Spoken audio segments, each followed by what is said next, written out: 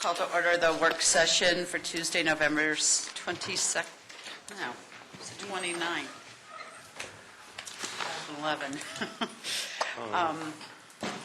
This was going to be last week. First item on the agenda, are there any changes to the agenda? Seeing none, the first item on the agenda is presentation of a concept plan for South Platte River enhancement. Charlie? Good evening, Council. Good evening.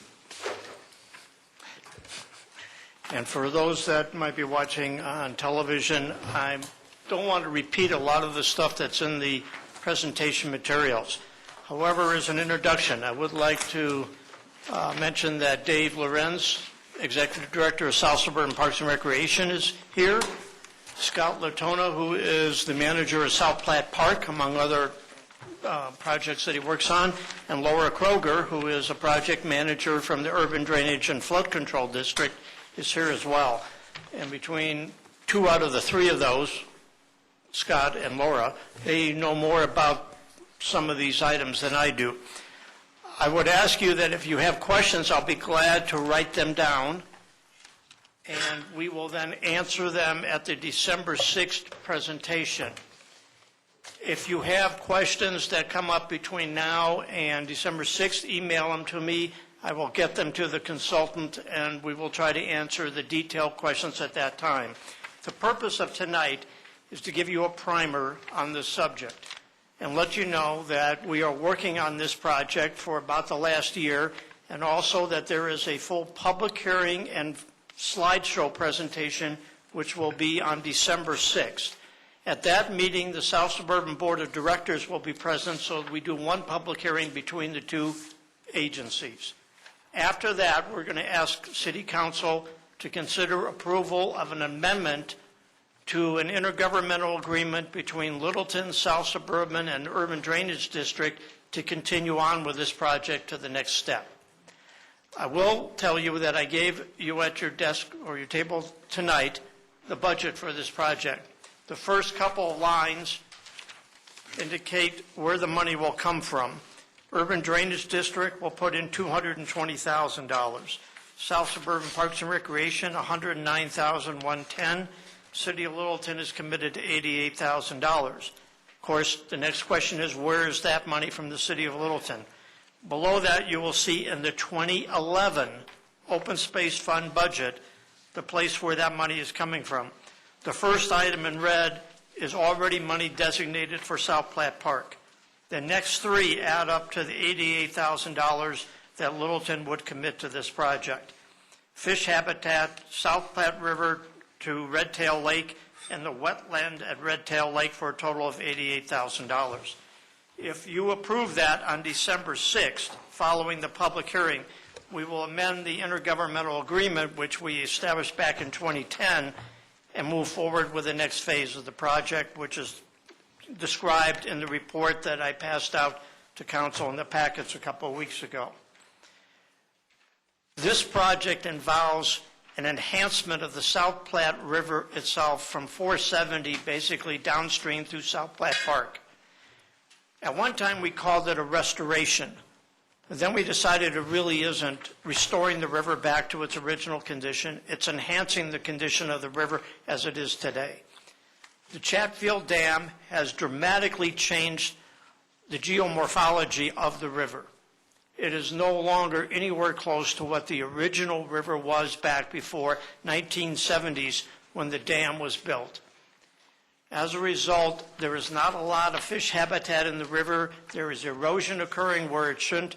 There are things happening in the river that we need to help along. And so what we would like to do is 3 enhancement projects as the first phase of this. I will tell you that we hired ERC as a consultant to help us guide this project. My initial reaction to this was, as a naturalist, I wanted to leave the river very much in its original condition. I took the position, and staff from South Suburban, Melissa Reestacker, will remember a conversation I had where I said, do we really need or want to do this? And the answer from the consultants, after a lot of skepticism on my part was, yes, let's move this forward, and here are the reasons why. And you will see that in extreme detail at the December 6th presentation. I will tell you that presentation takes about 30 minutes. And then the public hearing will be after that, and we do have several people that will be attending the hearing and wanting to speak, those that are very interested in the project. Earlier this year, we had a public input session at Carson Center at South Platte Park. We had on a very cold, and if I recall, snowy night, Mayor Brinkman was there, weren't you? No, it was snowing. It was a bad night. Okay, you should have been there if it wasn't snowing, right? We had a full house, even with the cold temperatures and the bad weather. And there was a lot of input. And people spoke favorably towards the project. My skepticism has changed. I believe we can enhance the river and not try to restore it. I believe the river will come out better, and Littleton and the users of the river will see significant improvements. Without going through the details of the ERC report, which you got parts of, I must admit I did not include the whole report. If you want the appendices and all the details, I'll be glad to pass that out. In addition, what I will be giving you in your packets for Thursday for the next meeting next week for public hearing is actually the slideshow.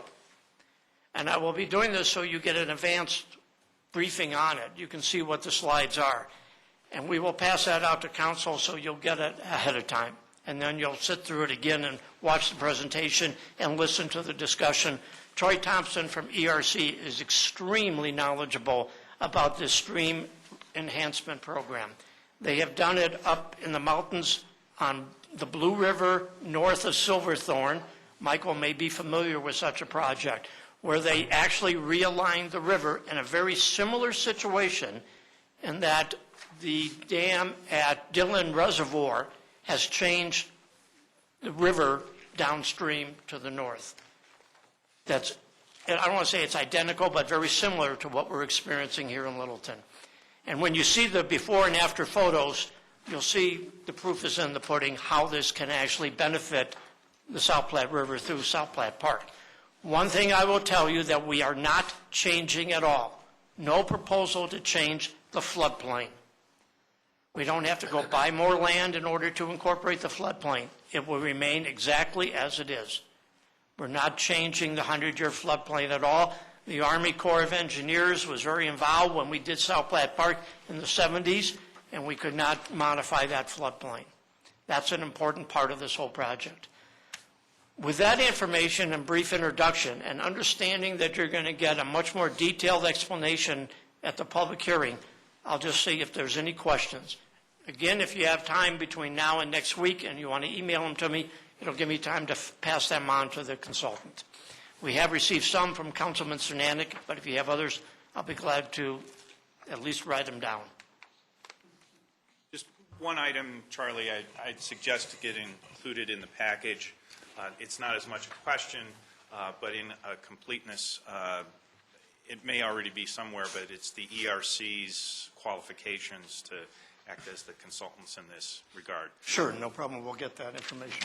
And the other comment is, I think the birthing of this goes back to somewhere prior to 2009, at least, when Trout Unlimited made the first presentation to the South Suburban Park and Rec District Board. Jim. Charlie, I have about 4 things I want to ask about. On page 15, when he's talking about the hydrology, and it did everything except the data from 2002 was not included because of the drought. And I was wondering why they would specifically leave out drought, because it's trying to change history, and you can't change history. No, I don't think that's one thing we want to change. Okay, I will check on that. All right. Page 19, it talked about the Mineral Avenue Bridge. Yes. And the final design model is going to include an evaluation. When will that come about? It's in that first paragraph, close to the end of the last half of the Right. paragraph, actually. talks about the hydraulics around the bridge. And this last sentence discusses that it should include the evaluation of the bridge. And when will that occur? I will find that out for you. All right? Let you catch up with the writing. Page 24. Under 4.5 on drop modifications, about the fourth line down, it talks about the plan calls for the existing drops to be converted to lower gradient riffles. And I need to have a better understanding of just exactly what that's going to do to the drop structures. Got it? Page 30, in the first paragraph just below the chart, the next to the last line said 4th, 8th, 5.2 inch caliper. Should that be 40, 8, 2.5? It sure caliper? should. And then on page 35, it talks about figures 16, 17, 18, and 19, and I would like for them to be given to us what those figures are Okay, I will include that in the packet. in the packet. That'll go Be out. helpful. Thank you. 16 through 18, right? 16, 17, 18, 19. 19, okay. 19. I'll include that in Thursday's packet. No problem. Bruce? I'm going to assume the answer to this is no, but this project doesn't have any impact whatsoever on the sewer plant operation. Your response was correct, no. None whatsoever. And as a matter of fact, it may help it. Well, I'm wondering about that, actually, yeah, in terms of either flows or even quality. It would get the water there faster, so it may help. Yeah, that's a fair point, and that's what we need at the sewer Yeah, plant. no, exactly, yeah. Yeah, for the river passing by the plant, yes. Any other questions? Bruce? Charlie, when this is installed, is there any anticipation of what the maintenance costs would be and what would the timeline would be to maintain this after it's been put in? That's a good question, Bruce. I will find that out. Okay. You want to address that? Go ahead. This is Laura Kroger from Urban Drainage District. Come up to use the chair so we can get you on the microphone, please. Since the district will be funding the project and partnering with Littleton and South Suburban, it automatically falls under our maintenance program. And so what our IGA says is that the facility is still owned by Littleton and South Suburban, and at your request, we will perform maintenance as long as we have funding available. And our priority at the district is to first maintain projects that we own, which are very few, and then the second is projects that we built. So it's pretty secure as long as the request comes in from Littleton that we will provide that maintenance at 100% cost. What does maintenance for something like this look like? We do a little bit on the re-veg is usually a big one right after a project's done, and so we want to make sure that that's up to par, and that is also important when it comes to our permitting. So we want to make sure you get a good stand of natural vegetation without weed control. And then if you see any kind of erosion, sometimes you always have a little bit of fixes that may happen along the way, and that's something we'll also do, any repairs to the structures. Lori, if you have an increased flow through the river that would cause some erosion, there's also a maintenance possibility that at the riffles may need to have some cleaning out done. Agreed, and we will provide that maintenance. Okay. Yep. And I do have another couple of questions I'll ask Charlie, but because Okay. they weren't things critical about the rest of us. Go ahead. No, I'll just call him out and ask him later. Oh, okay. Any other questions? Council, as I said, the public hearing is December 6th. South Suburban Board of Directors will be present at that meeting, and then we will ask you if you want to move forward with amendment to the IGA to the next step in the process. And as I've indicated, the money is already in the budget, just needs to be allocated for this project. Thank you. Thank you, Charlie. Okay, do we just keep going? Okay. So the next item on the agenda is Council University, and I will turn that over to our teacher. Yes. Professor Michael. Thank you, Mayor.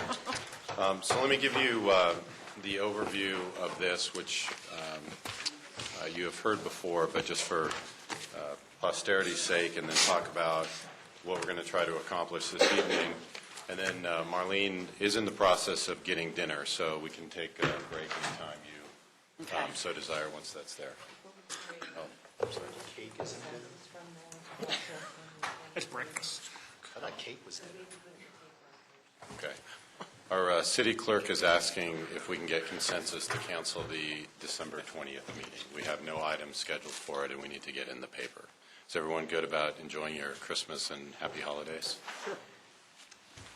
And we'll do it formally on the December 6th meeting, because it has to, the protocols that we have now require us to do it formally, but to get it in the newspaper and have enough time, because it has to have 7 days, we need to know by Thursday morning. So I just want to get a consensus today.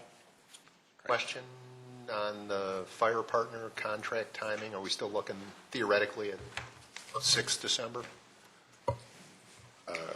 For approval by the council? Yeah. Probably not. Executive session discussion that night is where we're currently at. Okay, but I mean, we would do it on, let me back up. Yeah, discussion on the 6th, but then the expectation would be Early January. signing in early January, Yes. or Yep. approval in early January. Yep, this does not council. affect that timeline. Perfect. Okay. Thanks, Chris.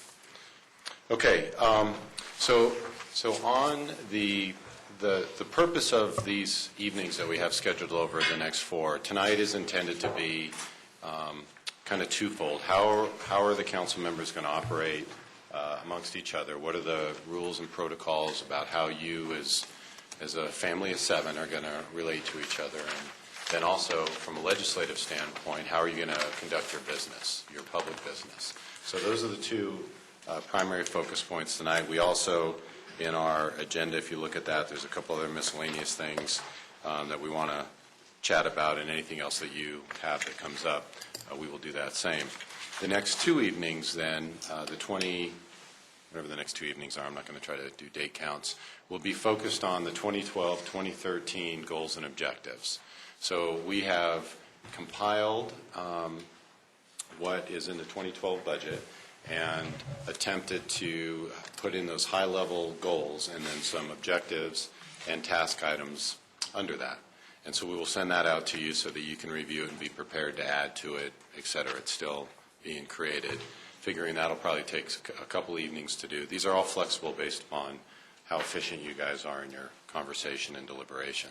And then we're ending with the legal side of the world, talking about quasi-judicial, ex parte communications, liability, all that fun stuff. And Kirsten and Tammy Tenoy from CIRSA will be here to give, that'll be their evening to shine, so to speak, although Kirsten is obviously involved in all of this. So that's the overview. So this evening, again, is focused on the protocol, standards of conduct, and legislative rules. So let me tell you how these came to be and what the approach was, and the 3 areas of substantive shift that I would say are between what was currently in place for the council and what we are proposing. And I'm going to ask Kirsten just to jump in, because some of these are legal views as opposed to necessarily policy implications. So the 3 areas are, number 1 is if we are repeating the existing code, if what is in a council-adopted document is just a regurgitation of, for example, the charter, a state constitution statement, an ordinance, those types of things, we peeled those out of anything that the council would adopt either in the legislative arena or in the standards of conduct arena. The reason for that is that it's stated somewhere else. If we duplicate it, it means it's another place that we have to maintain, and if the state changes something, we have to remember to come back and change it. There's no need to duplicate it. The second is if it is an interpretation of a legal statement elsewhere. And again, I'll turn this over to Kirsten in just a minute, because the essential approach is courts interpret, they make interpretations. We do not need to be writing our interpretation of a charter statement. That's, again, it's another arena. It can get ourselves in some legal hot water if we take that approach. And then the third, specifically out of the protocols, was the currently adopted protocol states that it's for the council, boards, commissions, and city employees. And the charter, as I think everyone is aware, precludes the council from getting involved in administrative functions very specifically. And so all we did was remove those sections out of there. And a couple of you have pointed out where we did not remove them completely. So when we walk through it, I'll mention that to you. And so beyond that, there are some liberties that were taken in terms of adding some language in there and doing some other things. But beyond those three base assumptions, anything that are in these documents is for discussion tonight. How do you want to interrelate to each other? Those protocols are for you. What we have given you is what you had before and then made some proposed changes to it, and then the same on the legislative procedures. And when we get to the legislative piece of it, Kirsten will go into more detail. So anything you want to add on the three overview? No, I think you have it covered, but I would just add to that it really does cause some problems to have summarized, paraphrased laws in a document that isn't really a legal document. It's supposed to be talking about your relationship among each other. So we did try to remove any of those provisions because laws do change and should change, and we try to stay abreast of every change that takes place. But if we don't, and we've seen this throughout a lot of documents at the City of Littleton, that it's in we have that problem in our code. We have it in some of our personnel policies that we haven't really stayed on top of the changes. So to the extent we can remove the provisions that are legal provisions from these documents, I think we're going to be in a much better position. So I would suggest, Mayor, we've got a couple whiteboards up here, and we can go through really. This is where we would turn it over to you all and start. I would propose that we start with the protocols and standards, and we can just walk through it. If there's questions, go through. If you want to run this, Mayor, we can. I can make comments. When Marlene's back, she can assist as well, and we can just walk through it, and then we will make all the final changes and then bring it back to you in whatever the next session is. So. And two things, and I should have asked this when we approved the agenda. I did ask to add to the agenda where we are going to be holding the other sessions. At least one is scheduled here, but I think some are scheduled elsewhere. And I asked for us to discuss that because if they're held in the museum, we can't televise. And the plan right now, Peggy, is to hold them all here. Okay, so we're, Yes. okay, so that took care of that. Nope. Then I would like us to discuss, at least briefly, if maybe I'm the only one's concerned, about not having any references to other documents. And it may be which kind of references or whatever. Given the electronic production of these things, word processing, whatever, I don't see it as a complicated issue to have some things quoted rather than sending people to look at charter or whatever to see what is actually there. The reason that I have this concern in my mind, council is the primary audience for the things that we're looking at. But in publishing things, secondary audiences can be just as important. And a really important secondary audience for these things that we're looking at tonight is the public. And the public, I think, should not have to go to this document, that document, another document to find certain kinds of things that it would be very, very easy to cite as a reference, like where is it in the charter, whatever. So that is a concern of mine. Good. Mary? Yeah. Mm-hmm. I'm glad you mentioned that, because one of the items that I should have stated earlier is that what staff is looking for tonight is essentially the core document of how you want to operate together. As I put in the cover memo, and probably not all that clearly, the final format of this, and just as an example, if individuals would like, a flip chart version of this, which includes specific charter pieces or more detail about how you make a motion, or copies of sections of state statute or something like that, we are very capable of putting together a specific or 7 specific versions that are your cheat sheet that you want to use.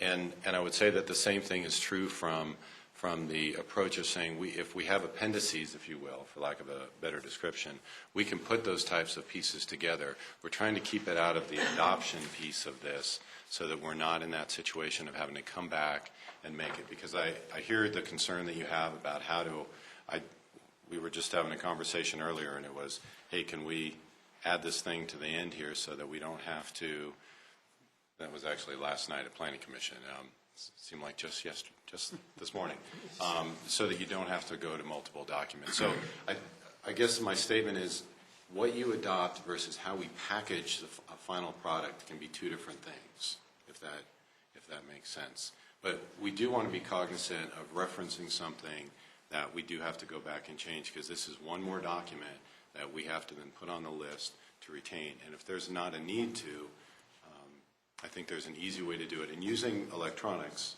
as an example, if I go onto the web, you can have easy links from here so that it brings that type of thing up. Those are things that we can do. Or if the public comes and requests it, we can certainly do it. So I think the point is there's other ways that we can address it without incorporating it in here.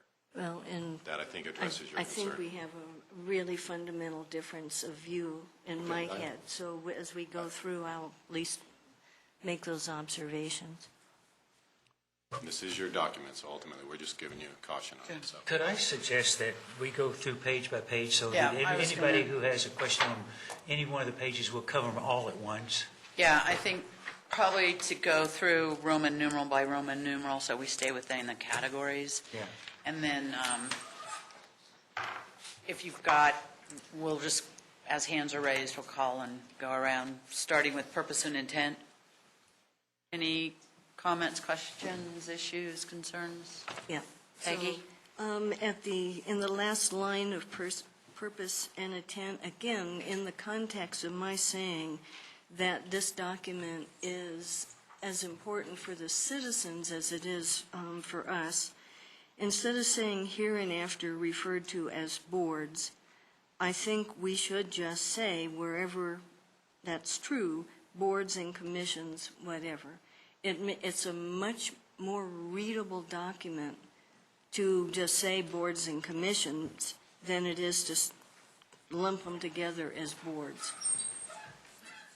And it doesn't take up much extra space. Tell me what your proposed change is. I don't understand where you're going. Well, not to hereinafter refer to them as boards, but just wherever, right now it's now hereinafter calling them boards, call them boards and commissions. So that, for example, let me find one, in A, 2A, second sentence, council and board members. Well, I'd like it to say council, commission, and board members, or board and commission members. It's just that piece. But if you're on something that calls itself a commission, you don't have to do any kind of sudden translating that also applies to me. Or if you're a member of the public, you don't have to do that translating. It takes up almost no space and just calls them boards and commissions, instead of using just the word board to refer to boards and commissions. Did I not say that? Anybody else have a comment on that? Phil? Peggy, I think it gets a little cumbersome. I mean, there's lots of documents that will say hereinafter referred to as XYZ, because we also have committees. Do we put boards, commissions, and committees? That as opposed to, I'm having sat with commissions and boards, I don't see And I'd be open to it. I mean, we can certainly put it in the parking lot, but I don't think anyone would be offended if we refer to them as boards. Jerry? I think we do refer to boards and commissions throughout other documents. Why don't we just be consistent, one way or another? It's defined as boards here in the definition.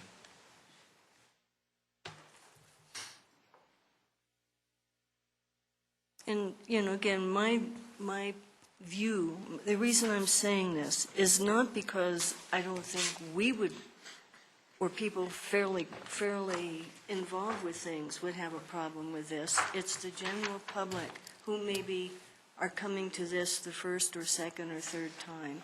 But, I won't, this is from years of helping edit things and looking at various audiences, but I won't beat it to death. And just so council's cognizant, the current adopted version has council, board, or commission members, and quite honestly, my attempt was to make it easier to read, because I've thought writing council, board, and commissions every time, and if you look through it, it's there. This is your document, and so you guys can ultimately decide. I will tell you, Jerry, that the number of places that we were probably inconsistent in this, unless you want to really spend some time and say, this is how we want to use what the norm of the nomenclature is going to be, it's probably 100 different ways, because Councilman Cernanek is correct. The actual handbook states boards, commissions, and committees, which we are going to update. We'll get to that later, so you guys decide what you want. But the current is as Peggy has described. If we put boards in quotes in the top of the document right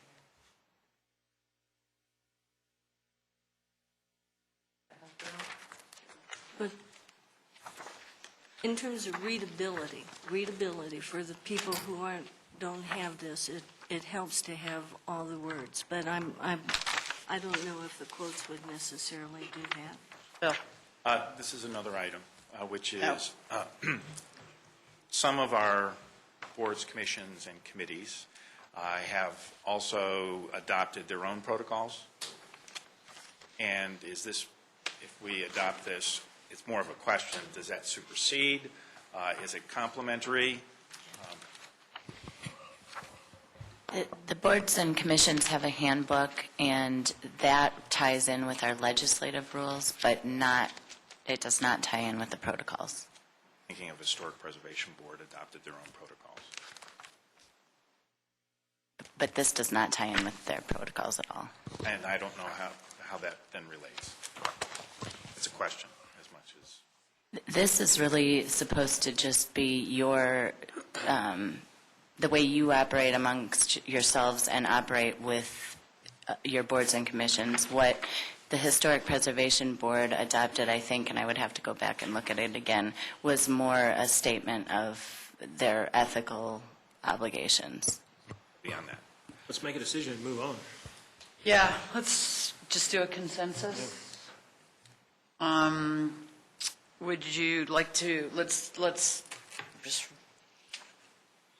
by A or nay, keep it as is. Jim? Keep it as is. Jerry? It's fine. Bill? Okay. Bruce? Retain it. Bruce? Keep it as is. Peggy? Change. Keep it as is. Cool. Okay, number 2, Roman numeral 2, meeting protocols. Jim? I have a question for Kirsten on E. I have in the past gone out for coffee or for lunch with another council person. Is this going to prohibit this from occurring? Because frequently we will talk about council business. Well, we'll talk about things that are happening in the city. Sometimes it's going to be something that has come up in the past. It may be something that may be coming up in the future. But is that prohibited under this? Are you referencing Section 2A? 2E. Oh, E, I'm sorry. I'm sorry, E.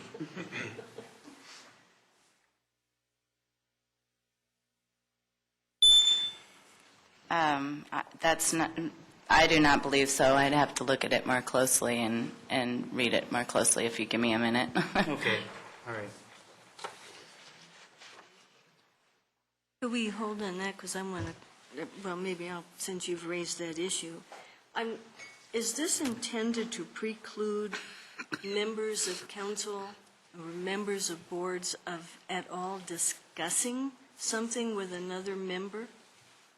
That was part of my question. I as think, well. I think politicking or attempting to influence is quite different from some kind of discussion that you're not making decisions on, but you're trying to maybe see if somebody is reading something the same way you do or has whatever, just discussion. A one-on-one discussion, and that's why I'm wondering if Yeah. this, the way this is written, prohibits from occurring. Yeah, and I think we shouldn't prohibit it. That's what I want to. Kirsten? So I've read it closely now, and no, I don't think that would prohibit what you're talking about, and it's not intended to prohibit it. It's more intended to prohibit, vote getting and trading votes and things like that, but nothing like talking about your positions. Do we want to clarify that? Yeah, is there anywhere that it clarifies vote getting, daisy chaining? I wouldn't have a problem putting that in here. Yeah, if you want to wordsmith, because we haven't hit the intent, Kirsten's exactly right. The intent here, the council's been very clear with me, I think since the interview process, that you want to have the debate and discussion in an open public forum. And so if we haven't captured the appropriate wording, I am prepared with highlighter, eco green permanent marker to write on the board for you. Jim? I guess there are times if I take Jerry out for coffee, I may take him out for a purpose because I want to influence his vote on an upcoming issue. Or I won't take him to the woodshed because he voted what he did the last time. And only one of us will come back. Then we have to do a special election. So, no. Does Does not prohibit one-on-one conversation. Kelly? I just had a suggestion. What if you just eliminated the first sentence?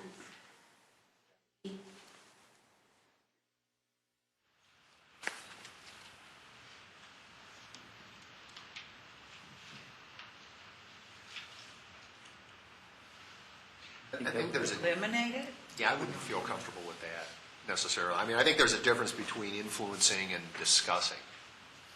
Maybe it's subtle, but I think having a conversation to get information is appropriate, but I think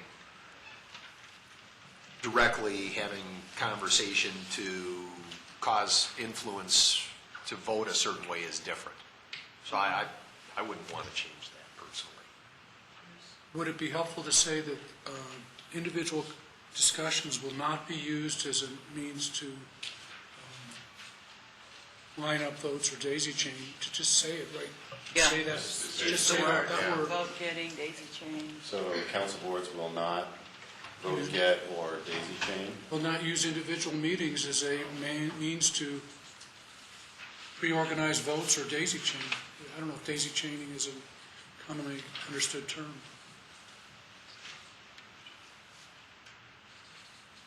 And then leave the rest as is. Well, then, Sorry, I'm not the best on here, so will not use individual meetings to... Prearrange votes. But isn't that what that first sentence says? Maybe you're clarifying Well, it. I didn't say prearrange votes. There's a difference between having a discussion about an issue or sharing an opinion and working a vote. And it's subtle. Do you want to expand beyond prearrange and have the influence component on it? Where do you want to draw that line? So if I haven't actually got the prearrangement because I haven't quite got Jim to say yes, have I violated that protocol because I attempted to influence it, or? what if you just, the line. what if you just, maybe it doesn't mean this, but if you said council boards will not politic other members, does politic imply that what we're talking about, or do we need I to? would think that if you're going to take you're going to go out to coffee with another council person, you're going out probably for a reason. Not to just talk about what you're going to do on Christmas Day. I think you're going to talk about what's going to be happening at the next meeting coming up, or a meeting coming up possibly next month. And is that influencing a vote? Is that politicking? I don't know. I don't know how you're going to define that. But I think that's the reason why you would go out to have a one-on-one conversation with another council person. Well, let's try it a little differently. When I study an agenda, the various things that we get, council communications, so I'm illustrating with staff, for example, I may call Charlie and say, Charlie, what in the world does this mean? Or, or might call the police chief on an issue, whatever. Anytime that I've done that in the past 4 years, I then, during the meeting, say that I asked so-and-so, such and such, and these are the answers that I got. Now, maybe it's a little trickier if we talk to a council person, but I think the same kind of thing could be done in discussion in an actual meeting, saying that you've done this, this is whatever, so you're disclosing. The real issue is public disclosure of whatever ideas, agreements, whatever it is. So I don't know if Kirsten can craft something to address that, or if that doesn't take care of the problem. Bruce? Can I just confuse it one more time? The other Bruce. I'm sorry. No. Bruce, go. It takes two to tango on the issue that we're talking about, and we're basically saying that whoever is the receiver of the information is obligated to say, I'm going to withhold committing to a vote. Is it based on your discussion? I'm not asking for commitments. I'm talking about discussion. Yeah, and I know. And I read this as discussion. I agree. There should be an opportunity for discussion. So, I'm agreeing with you. And we're not going to, two people not going to carry the vote anyway, if we did agree. How about if it was stated, and I think this is what Bruce and Peggy were just saying, how about if we turn the sentence to say, council boards will limit discussion outside of the public forum to inquiry or something along those lines. Had a better statement. So what you're doing is you're making a commitment that if you have those conversations, you're saying it will be limited to inquiry, not Maybe open. politics. Yeah, I think that maybe the direction is what's the intent of the communication. I mean, I understand what Jim's saying. There's usually an intent to share, at least share information. And I think maybe that's what Debbie was saying is the subtle line that you don't want to cross, which is, there's communication between two council members for purposes of, if the intent is to communicate and to share and to discuss information is not inconsistent, so long as it doesn't cross that line where it starts moving, both parties have to acknowledge that you have to sort of stop the conversation if there is a perceived attempt at influencing a vote or further activity, I guess. I mean, I don't want to turn this into a legal document. Well, I think you may be able to just add the word votes at the end of this. So a council will not politic or attempt to influence votes of others outside the public forum. I think there's a pretty clear difference between having a discussion about an issue. If there's an issue that I have a lot more knowledge and information on and meet with a council member and having that discussion is different than really attempting to elicit a vote and ask, do I have your support on this? That type of thing. I think that's where the line gets crossed. And I think that what Bruce is saying, too, is very applicable, that there has to be a high level of ethics and honor amongst us, that not only will we not do it, but that if we feel it being done, that we can say, uncomfortable at this point. I think having something written here is supports us for that. So while it may not be necessary to make us behave, it does support it. So that would be my opinion, Jerry. If a council member has information that may influence someone's decision, shouldn't that be given to all council members? I mean, doing it in one-on-one sessions, I think it's just puts it in a gray area. It does. I was thinking specifically, and this may not even be a good example, but with the Sterling Ranch, and it was before, it had come to council at any level, and Jim was talking to council members about an opportunity to get a tour of the ranch. So it wasn't something that would have been done in a public meeting. I guess I didn't see that it would have been at that point yet. But it wasn't a vote solicitation. But was that on the table for a vote anyway, at any time? Not until maybe later, but at that time. Yeah, at that time, that was a year prior to it. And it was never more than two people involved. Right. But still, that wasn't even an issue at the time, was it? So I think that's a different deal. But that would be covered by this.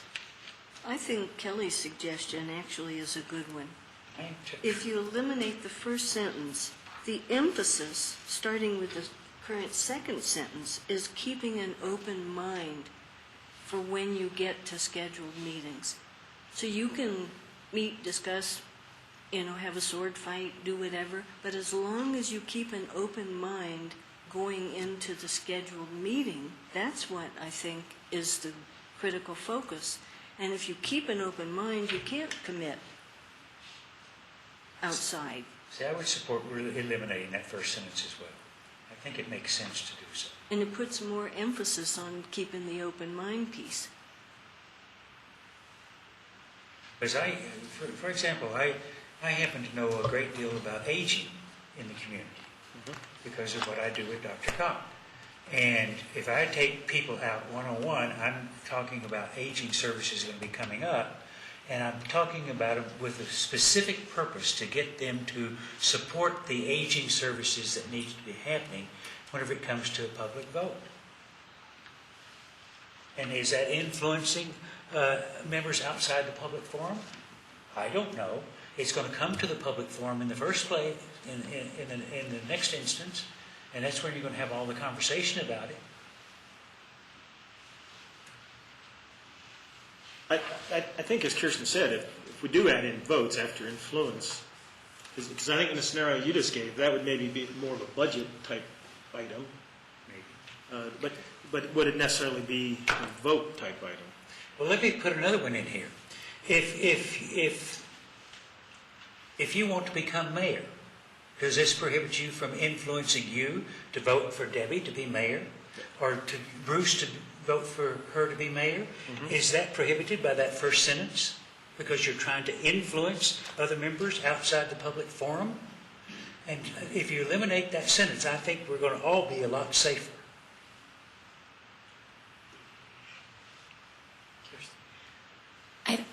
I think you've identified certainly the intent. The intent would be to prohibit that sort of activity of influencing each other's votes, not in the public arena, because that is where the discussion should occur and the influencing should happen. But outside of the public arena, when you're meeting one-on-one, I think sharing factual information and your opinions is not a problem. So I think that is indeed what we were trying to achieve here.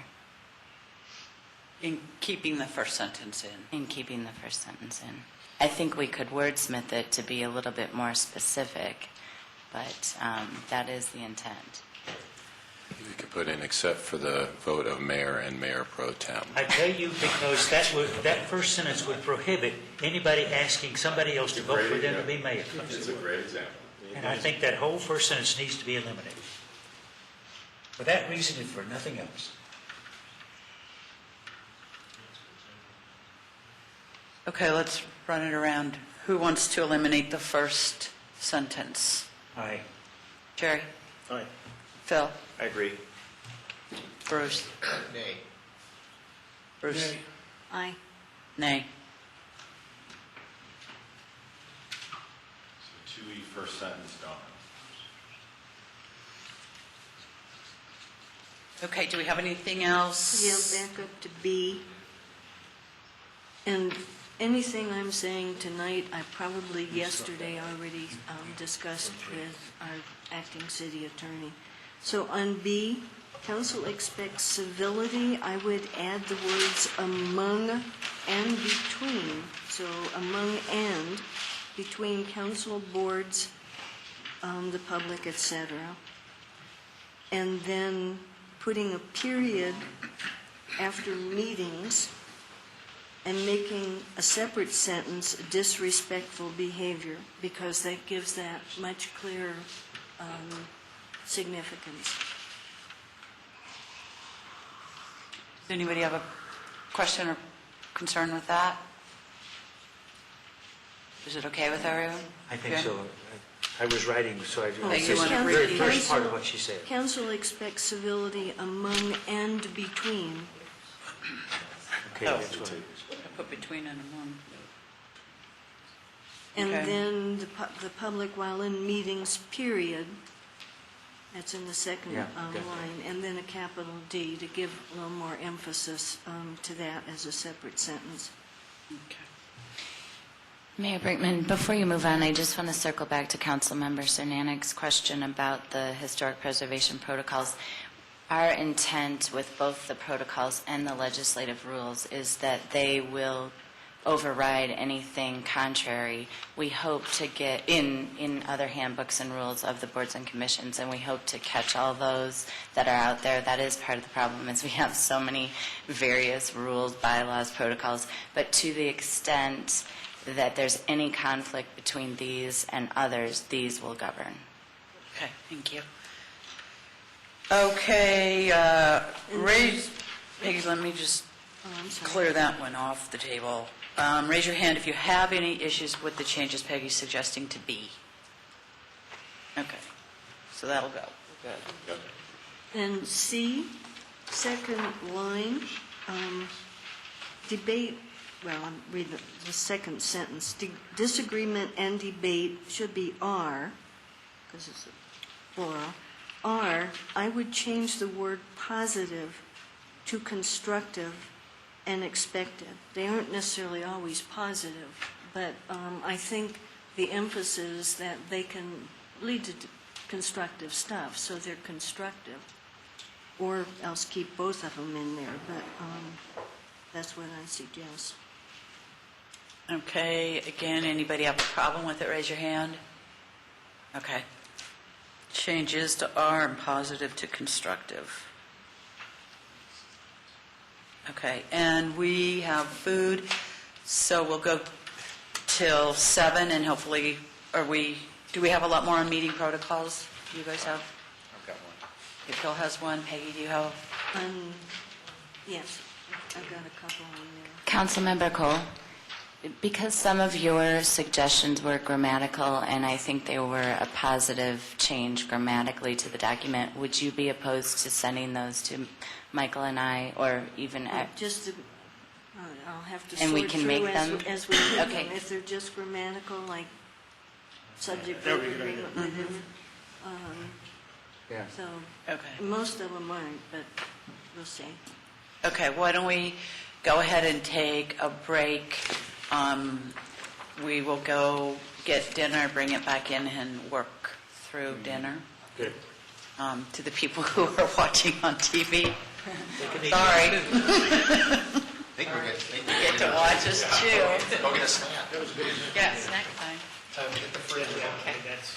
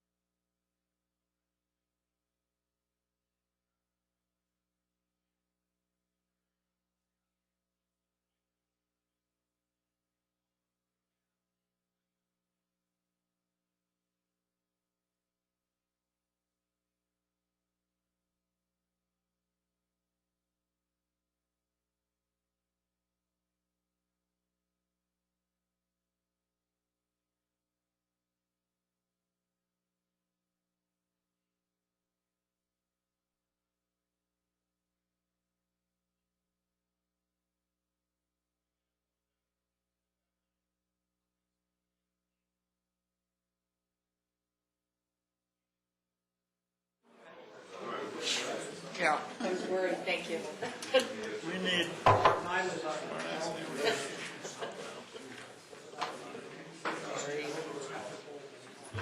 You know what we ought to do? Is we ought to, but having the two Bruces together is bad. If we've got a Bruce over there and a Bruce over here, I can do Bruce and Bruce. Now We it's actually like, think it's appropriate because it'll make people address the problem.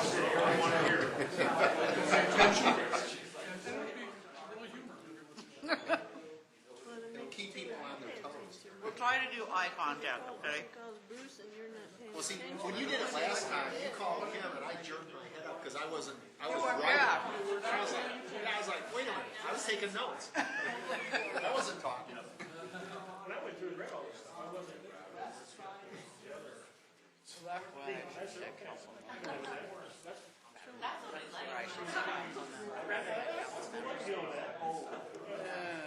It's on that agenda.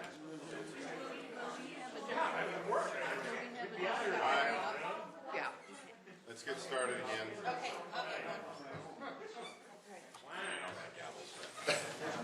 No. All right, ready, council? Ready to go. Okay. So we're still on meeting protocols. Phil, you had something? Yes, very quick item, in item L within protocols. Needs to be changed something because I think the intent is that it would be at least 24 hours in advance, and within 24 hours in advance sounds like it's less. So I think there needs to be a little adjustment on that because I think I've provided notice. Should it say at least? Yeah. Instead. Okay. Does anybody have a problem with that? And Okay. I would put at the end of the sentence, if possible. I mean, I think that's implied, but I think it should be stated. Does anybody have a problem with if possible? Probably better. Okay. Then back to H. Okay. The sentence is saying, council board should ask the mayor chair to intervene if discussion on agenda items extends beyond a reasonable time frame. I think the issue there is whether the discussion's becoming redundant. I don't know how you'd say, it's beyond a reasonable time, except because it has become redundant or whatever. So I suggest replacing extends beyond a reasonable time frame to becomes redundant or repetitive, or So it becomes what? becomes redundant or repetitive, whichever. It sort of goes with the previous one of, not keep talking. If you just agree, say I agree. But I don't think we should think in terms of time. We should think of, we're saying the same thing over again, or somebody is. Bruce? Maybe this one ties in a little bit, Peggy, to point N. I guess the issue,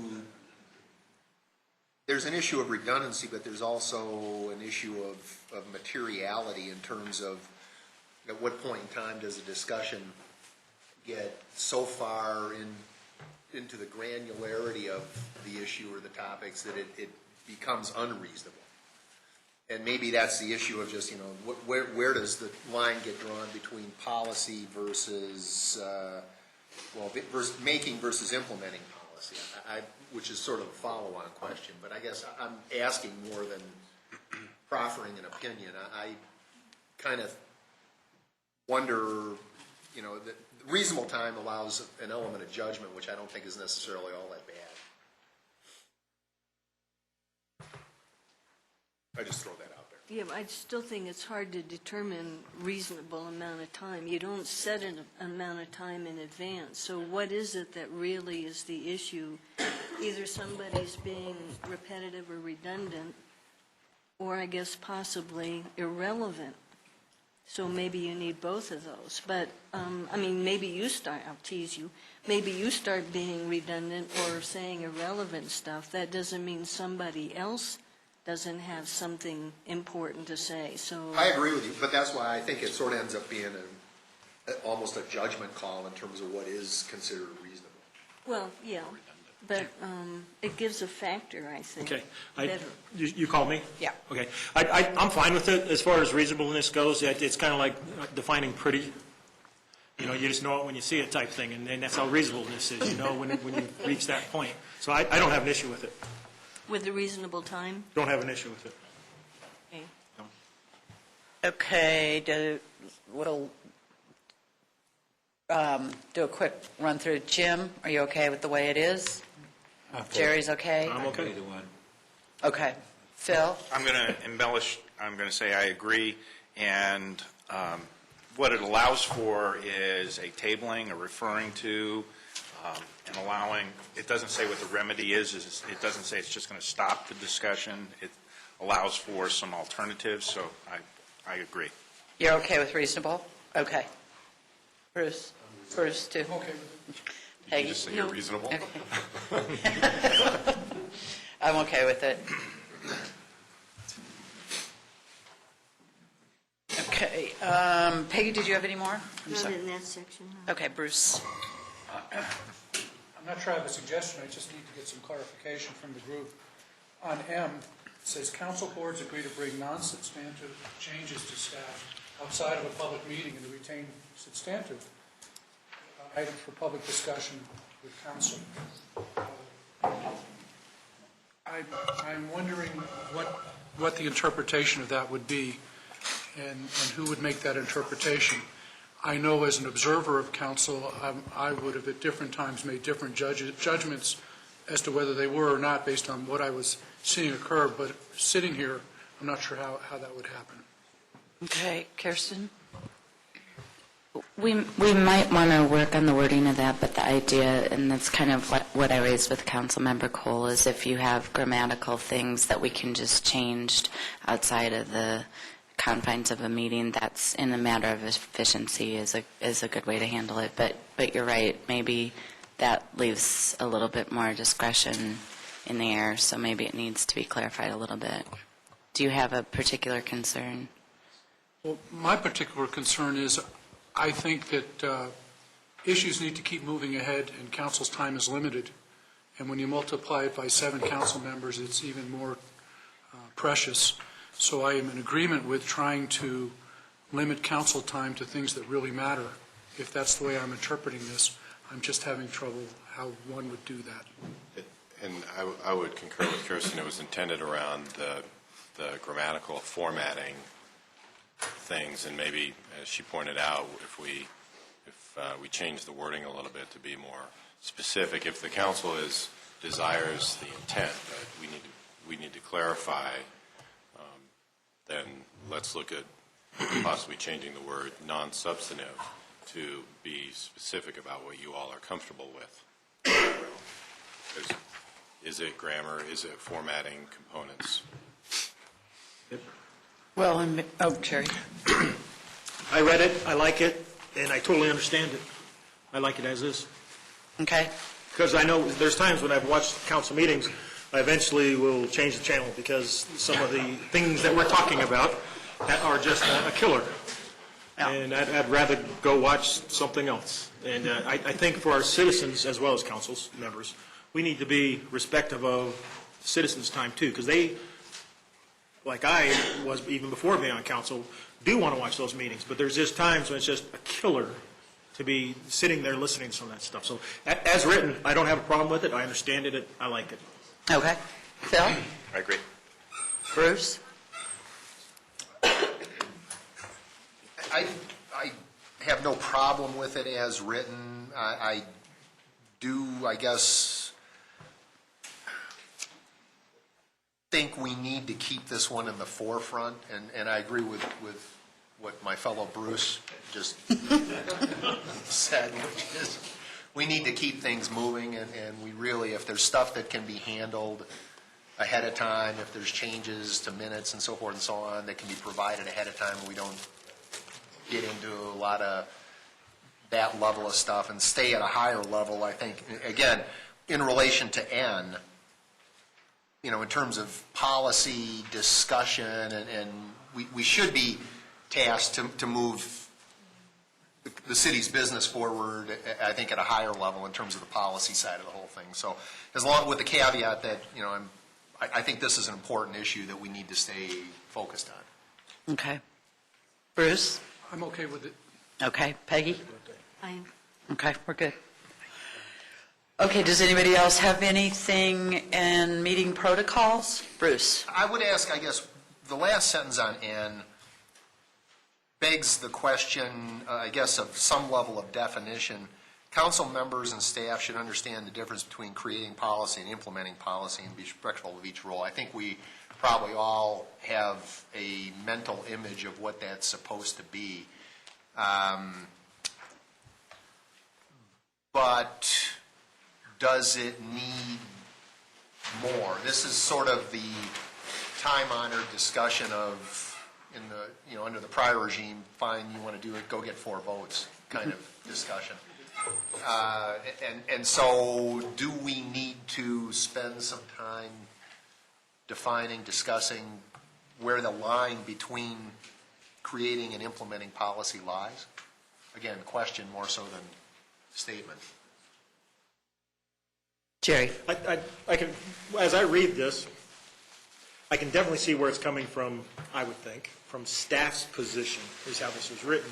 I mean, it's one thing for council to give a direction, but then to almost micromanage it type thing. There just comes, again, reasonableness type thing, where whose job is it to go do it? And if anything, this is just asking, please let certain folks do their job. I, again, don't have an issue with it. Okay. Phil? The distinctive element here in this item is it's specifically referring just to council, because we have some committees and boards that are involved in implementation. And so this specifically refers to council in its behavior. I agree. Okay. Anybody have any more comments? Anybody have a problem with it as written? Okay. Again, I don't have a problem with it, but I guess, you know, we're leaving it open-ended a little bit, so it sort of presupposes that everybody does understand where the line is drawn. Do you have any It's a reasonable line. suggestions? It is, it's pretty. No, maybe. A responsible line. It may be that the gatekeeper on this ends up being the mayor and the city manager in the discussion. And I don't know if we're comfortable with that, but that's where it may go. If anything, I would add is not just respectful, but supportive of the roles.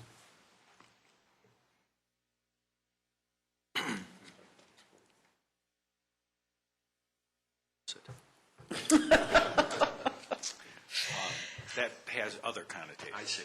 Okay. Okay, so we'll add and supportive. Everybody okay with that? Sure. Any other edits? Are we okay with it as changed? Okay. Anything else in meeting protocols? Okay, moving on to confidential information. On B, whoops, I'm sorry. Jim?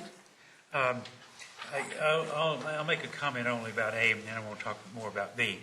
But the last part of A is sharing information that comes out of executive sessions, which is confidential, and who that's shared with. And I have a little bit of concern about how that may occur, and I just put it out there as a caution that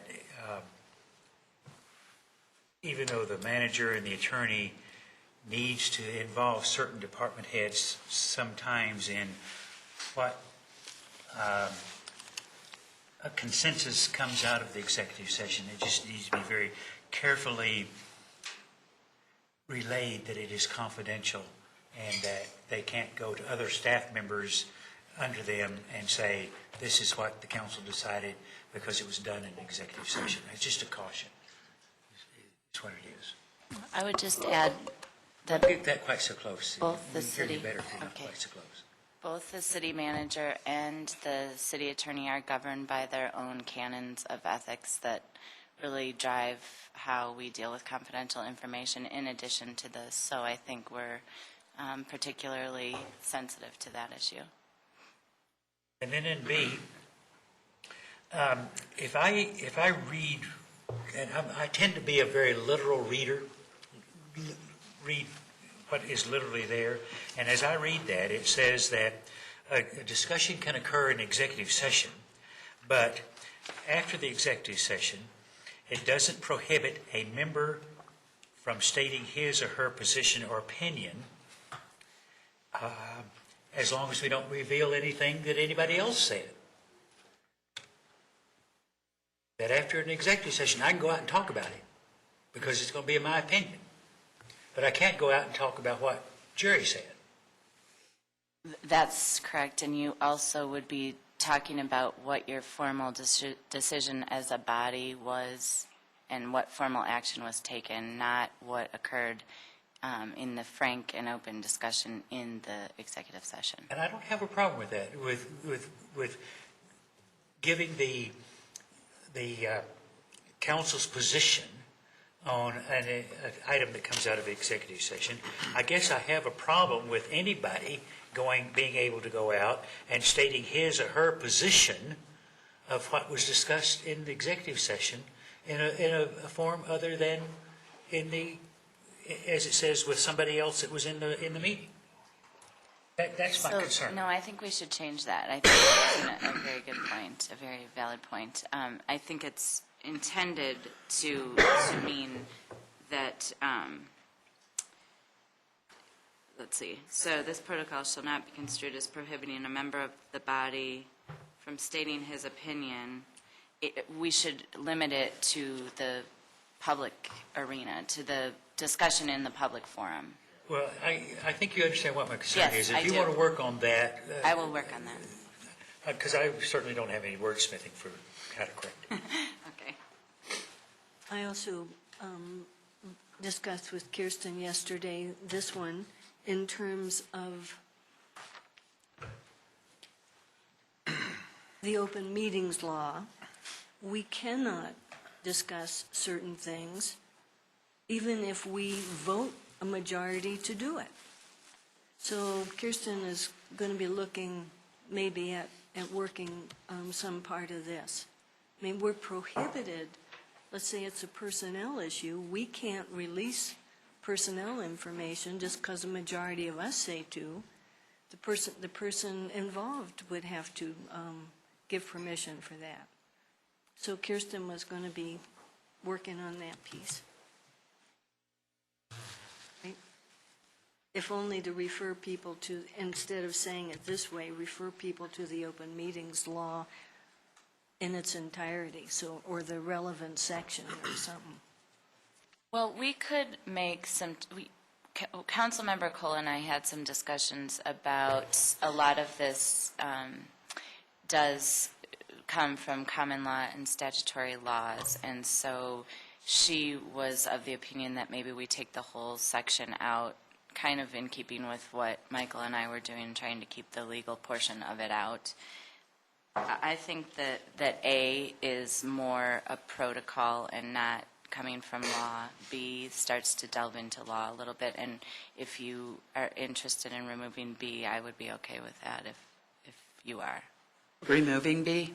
Or at least maybe citing to the various laws, that would be another option. But we haven't done that throughout, so.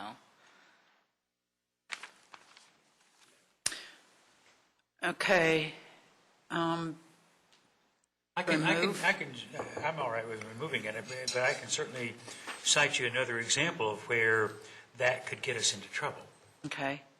If we are in an executive session, we're talking about negotiating to buy a piece of land, and I'm objecting to buying that piece of land, and the majority says we're going to buy it. And then if I go out and start talking about my position of objecting to that in the public realm, I think that's wrong. And so I have no problem with this whole paragraph going away. Bruce? I don't have a problem with it going away, but the first part of the first sentence says confidential information discussed in an executive session shall not be disclosed for any reason to any person who is not present during such discussion. I would be inclined to take that portion of that sentence and put it in A. Because I think that's a reasonable, I don't think that's a law issue, is it? That does come from the open meetings laws. It has to be the body that agrees and votes to disclose the information. Well, there's some other circumstances, for instance, court order. So it does come straight from the open meetings laws. Well, in keeping with what you guys said earlier, that I can see where we get into trouble trying to quote those laws. That's right. So maybe we should remove it. Take it. Remove. Anybody want to keep it in? Okay, it's out. Good. Could I also, because Phil and I have both had part of our birthday cake. Oh, yeah. Thanks for providing birthday cake tonight. But it's been cut, so help yourself, members and audience. Dessert. Thank you to Councilmember Cole. Absolutely. You made it. And while we're doing that, just thank you to Romano's for a delicious dinner tonight. Yeah. And so Phil's birthday was last Tuesday, and Jim's is the 1st, so. No, mine's Christmas week. Oh, Christmas week, man, okay, because we're never here, I moved it way up. Yeah. Happy birthday. Happy birthday. Okay, on to, anything else on 3? Okay, 4, making public statements. Anybody have any concerns, comments, issues on that? Are we good? 100% good? Okay, Roman numeral 5, council boards and city employee communications. So I have a couple. So Okay. on A, I don't think the way that's phrased helps anybody, because if you don't have any doubt, then you're not going to think to ask. So maybe we need to have something that would raise the question of whether you should have doubt. The current wording is about 5 or 6 lines long. I don't know if we want all of it, but it says, when in doubt about what city employee contact is appropriate, direction should be sought from the city manager. In no event should any board or commission member direct orders to any employee of the city, nor shall any city employee direct actions of any board, commission, or council.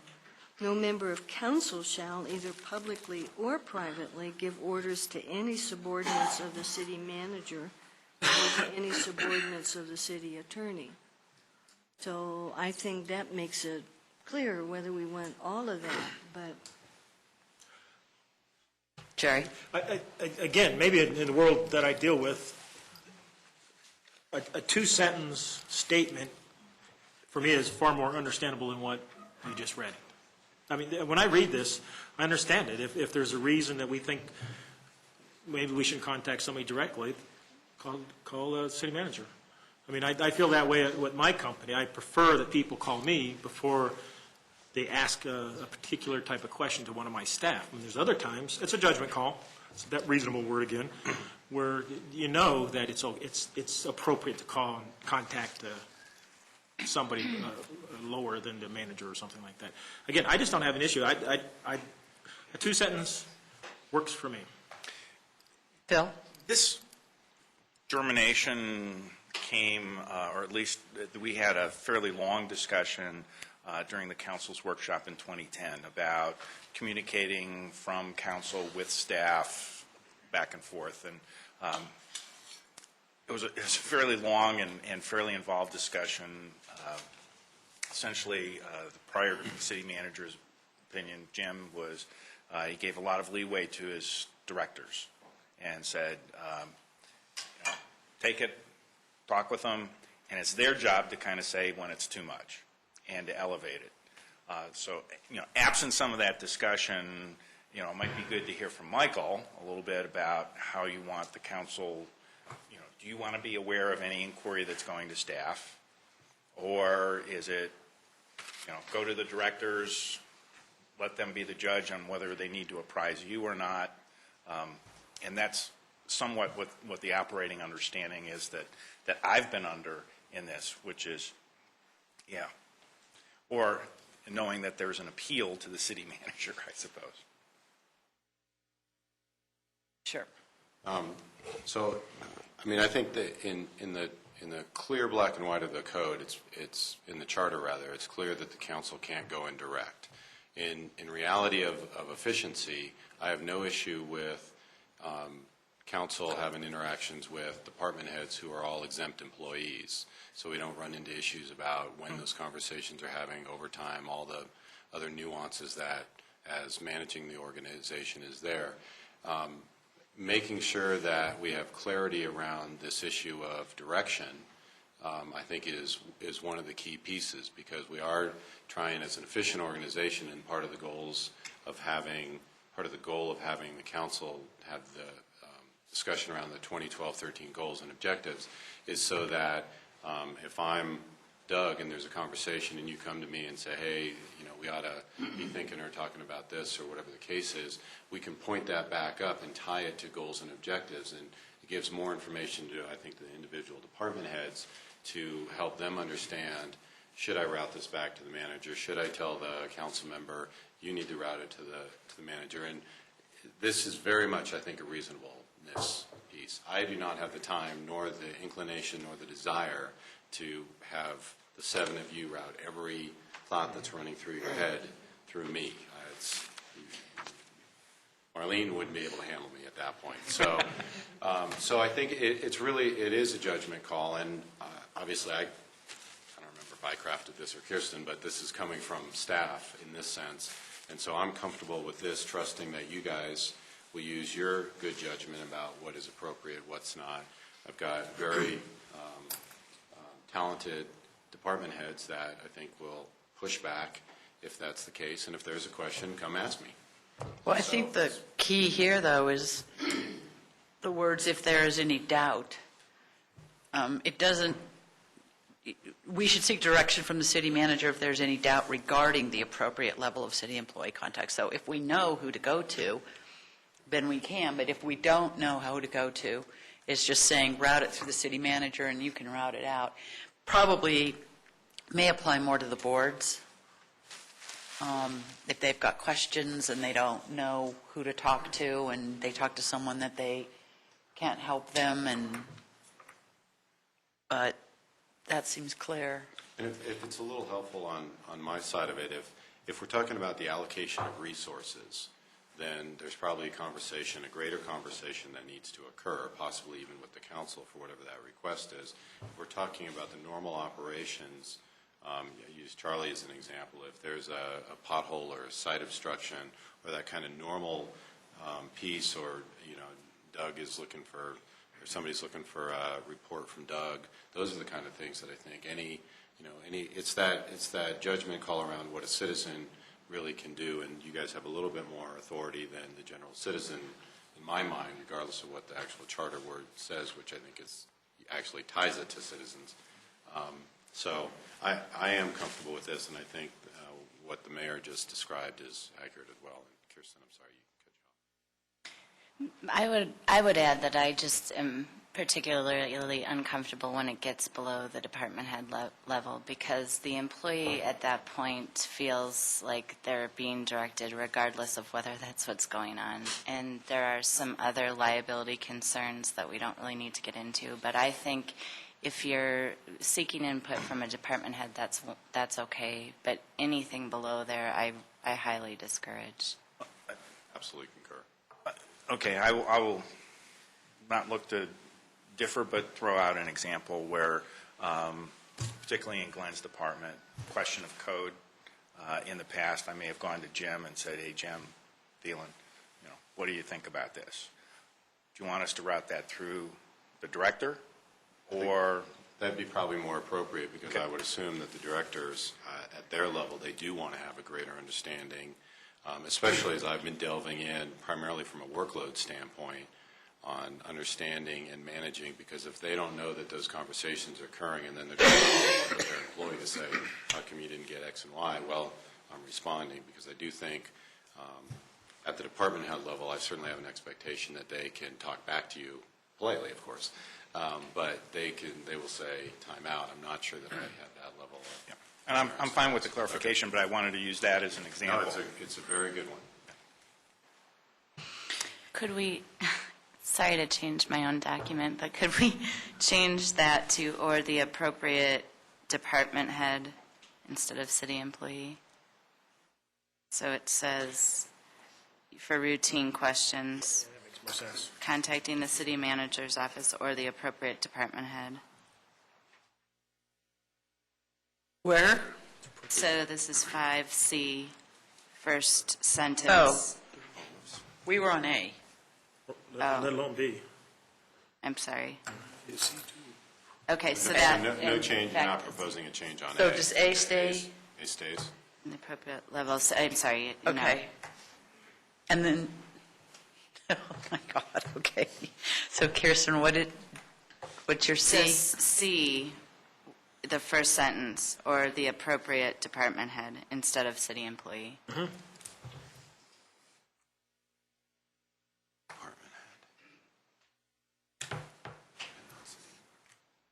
Okay. Anybody have a problem with that? Okay. Anything else? Jim? I do on C. Along about fourth lines from the bottom, the sentence begins, city employees' responses to routine requests shall be directed back to, I'd like to insert all, the city, the council/board members making such requests, period, and strike the rest of that paragraph.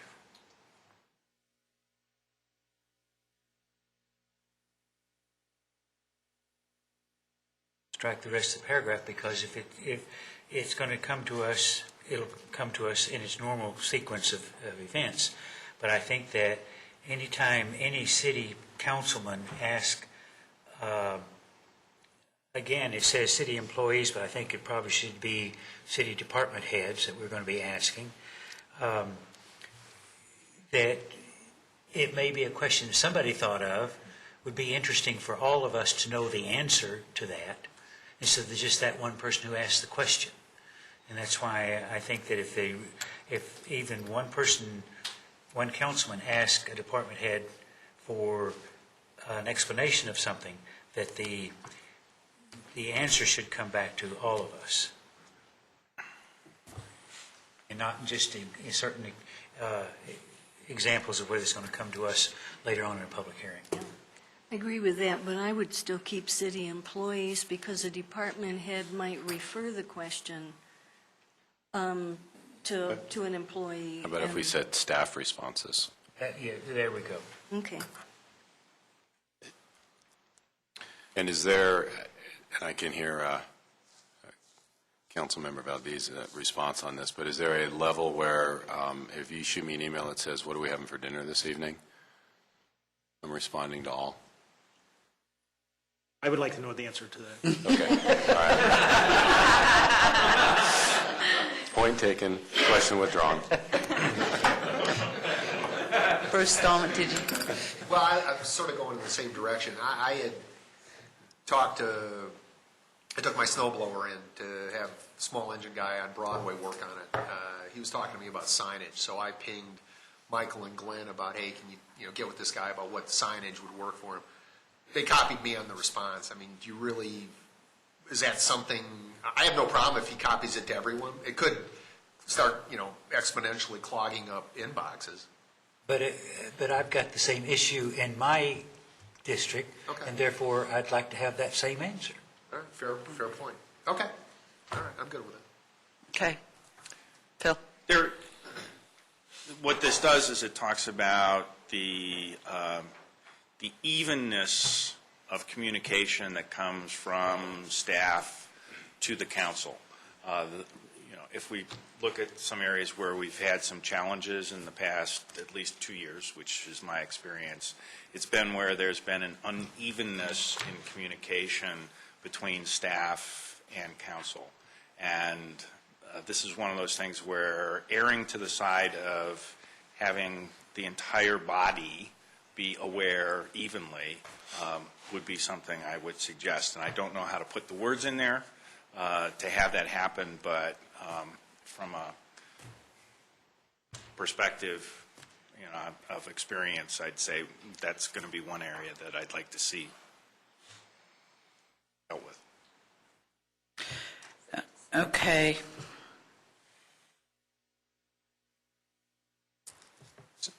So, Yeah, go ahead. just so I'm clear on what we're doing on C here. So in the first sentence, we have changed the word city employees to should depend on department heads. And then the fourth line up where the had started with city employee, we've changed that to staff. And then it says staff responses to routine requests shall be directed back to all council board members making such request. And then Councilman Cole had, I believe you had said, can we reinsert that last sentence, which Councilman Taylor had recommended that you remove? And so that's the piece I'm not clear on. Are we putting it back or are we keeping it out? Was I accurate? And I don't think she said No, that. you didn't say that? I just made it up? Okay. Then I'm clear. See how it is? All right.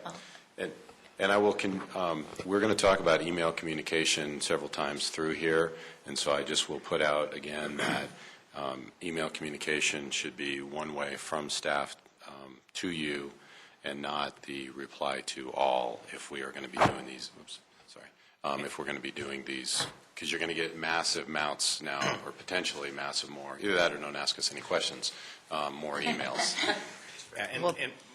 My comment on the evenness of communication isn't only with regard to routine, and I don't know how to capture it in this section because it seems to only talk about routine communication, and it's a bigger issue than routine. Jerry? Bruce, I think yours was a good example of a city ordinance that maybe you would want to know. But today when I talked to Charlie about graffiti, that's not something I presume you care to know. Oh, yeah. I do. I don't know if it's in my district. Well, Actually, what was it? wherever it is, because Yeah. But you would. it gives us an Okay. indication So whether then it's that would- coming or not. And certainly the at-large people would want to know. So then that needs to be made clear then, yeah. But, okay. Go ahead. We can try to craft something to capture your intent, because I think it's a good thing to have in here if you want to defer that to us. Okay. The evenness of information, that is. Yeah, I can see how a lot of the communication probably doesn't have an importance to all of the other council members. If I've got, if I see a sharrow starting to peel up on the road and I shoot an email to Charlie and say there's a sharrow on this street and it's peeling up, and those emails come back, maybe there is some leeway for staff discretion on stuff like that. But in a case like that, we've all got those in our district. And so if you notice it's some in one spot, then that makes us aware to look for them as we're driving down the road in other areas of towns. So I think that is important that we have that back. Well, it's a fair question about Charlie, though. So if I send Charlie something and he tells me no, now he's got to tell Everybody. everyone. Well, so then what happens when you call?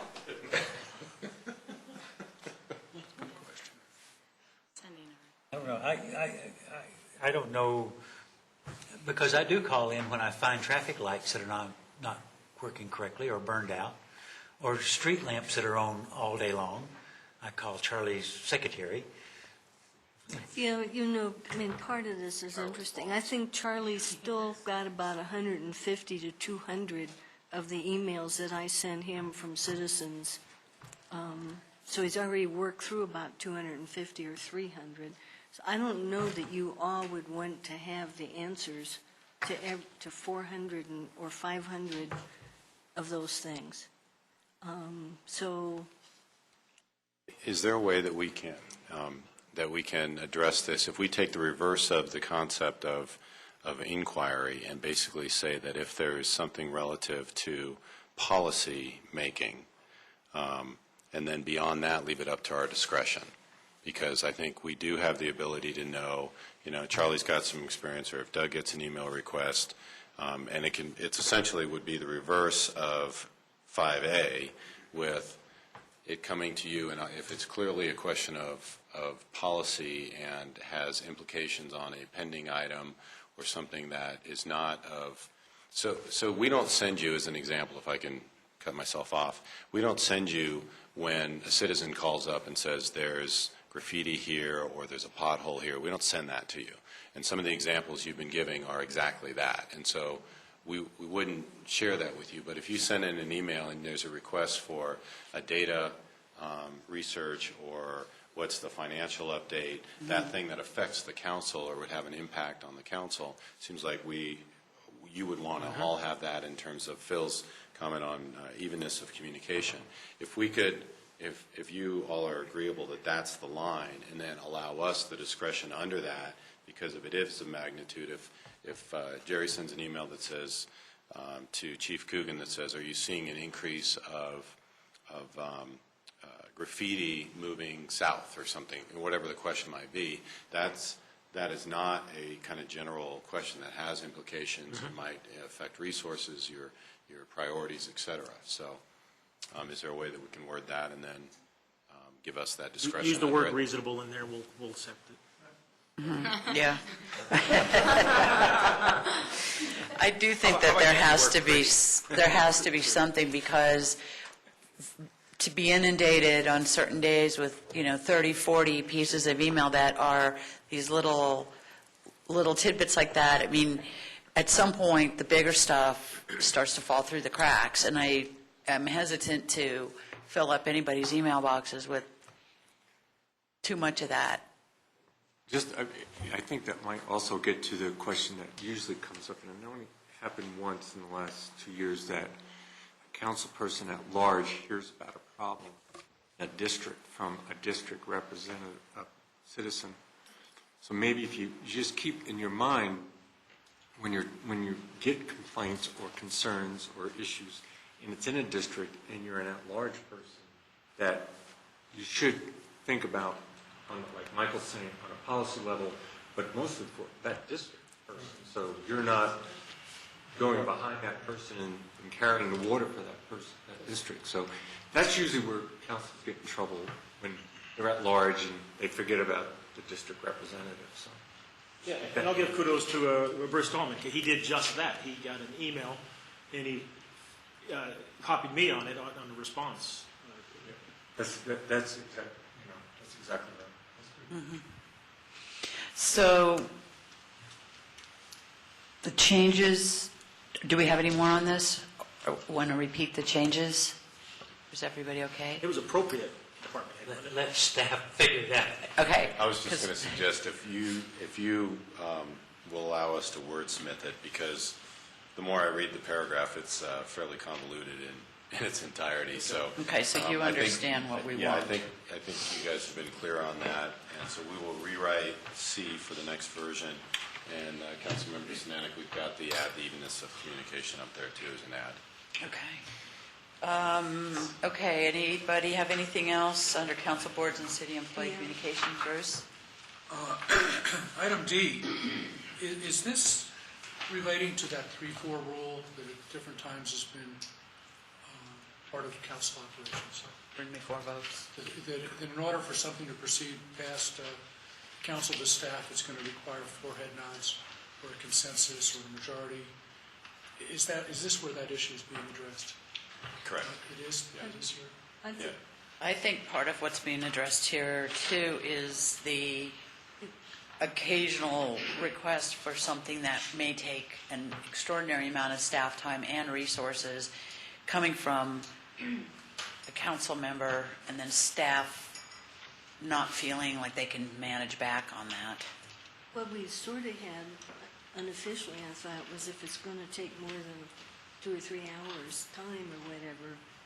But Yeah, I then- think it was then left up to the discretion of the but person then- getting the but it- request. Yeah, but it got into this phrasing, so it wasn't so much the 4-3 vote as having whoever's in charge of allocating assignments and whatever, saying, no, we can't afford to do that, or whatever. An example would be, or I'll throw out an example, potential example is, geez, I'd like to see a spreadsheet download of all the city's transactions over the last month. Thank you. No. And Make sure you said that to everybody. And if for some reason we may have 4 votes, then Michael's going to come back and say what priority gives, right? Yeah. But if we get 4 votes, we have to do it publicly because we already decided we can't vote. Yeah. The intent here, though, Bruce, is exactly what you said, which is there's a request that goes to a staff member, a department head, as we're clarifying it. So it may take some time even to understand how much time it would take. And so there's an opportunity here for that person then to come to the city manager and say, you know what, this is going to take some time. And then I would be that next level to say, you know, as an example, okay, it's on X issue, and I've heard it from Councilman Cole, Councilman Sinanek, and I kind of go, all right, I think this is one that I believe, from my chair, is if I took it to you, you're going to say yes anyway. Or there might be something that doesn't fit within that. It doesn't fit with the adopted goals and objectives, and I really do want to put it on for a council discussion to say, is this something that the board desires that we spend staff resources on? So that's what this is intended to do without, again, we want to maintain that level of reasonableness if we can use it. So it comes in here, if there's a significant amount of time, aka reasonable, we will take care of it. The question comes to me, and then I route it back to you if I feel it's appropriate. Okay. Because I am trying to, if I may, Mayor, trying to get rid of the vote of 4 mentality, if you will, and really think about this more in a collaborative approach, and can we get consensus for these types of things, as opposed to, you know, what, I just got to get that one more person to support me. I think there's better ways to do it. I'm in support of your idea. Anything else under, In this section E, so, you're on E? E, Okay. the comments about city employees' performance, there's some employees that the city manager doesn't supervise, as in the city attorney's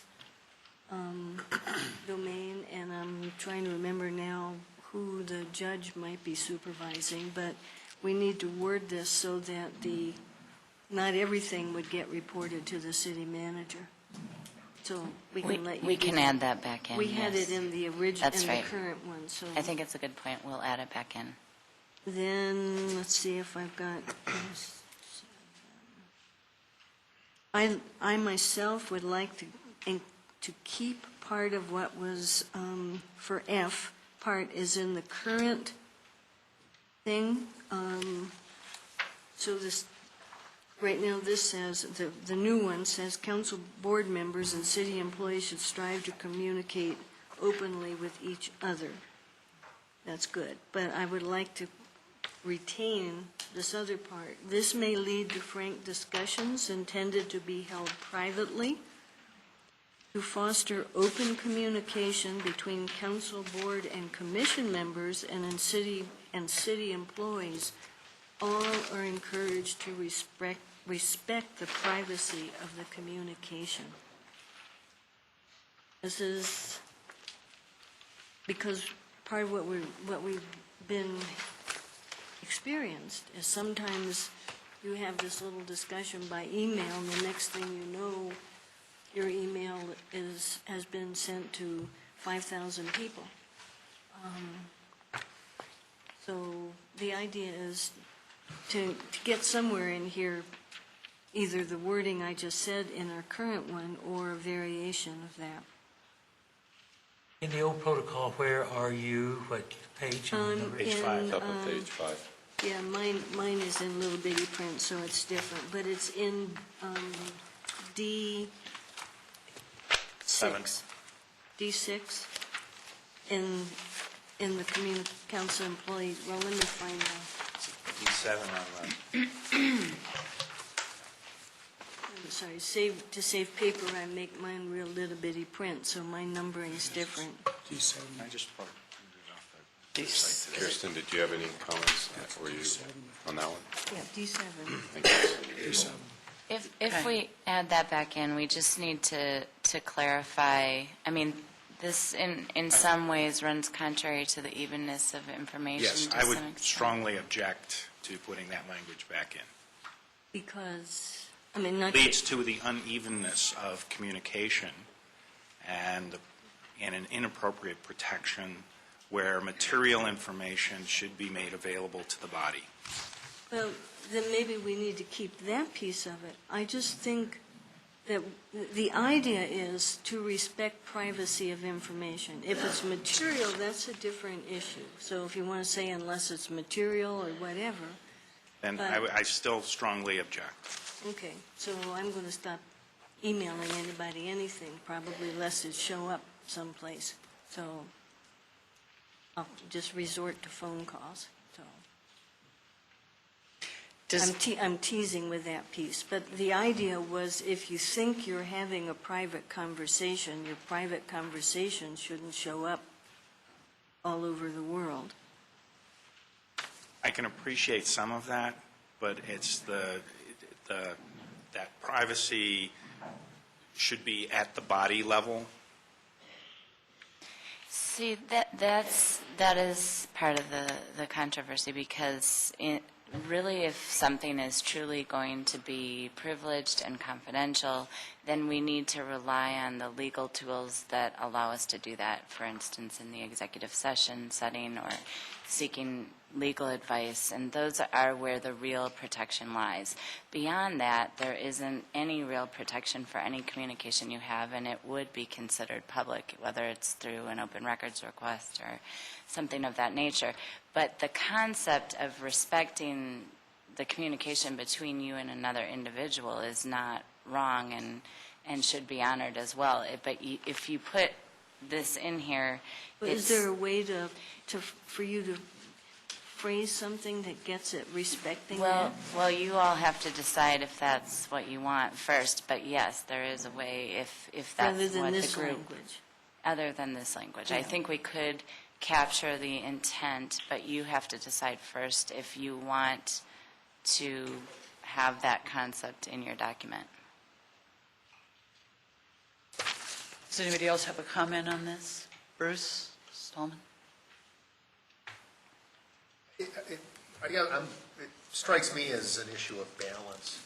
I mean, I think the intent is to pretty clearly communicate openly, but what Kirsten's saying is, to me, it says maybe it says something along the lines of, should on balance strive to communicate openly while respecting rights to privacy, which are pretty much inherent in, I don't know. I mean, I guess that's drawing in other stuff, but it just, there is a right to privacy at some level. You could say that that you will respect the privacy, knowing that at the end of the day, your communications may not be Could end up, will be public unless privileged. right, are not confidential. Jerry? The bottom line is, if I'm going to say something I don't want other people to know, I'm not going to tell anybody. Because as soon as you tell one person, there's a likelihood in today's technology that it's going to spread. So I think to expect that your words won't be repeated or written or verbal is almost unrealistic today. The only way it won't happen is if you just don't say something. If you're concerned about somebody else hearing it, then maybe you shouldn't say it.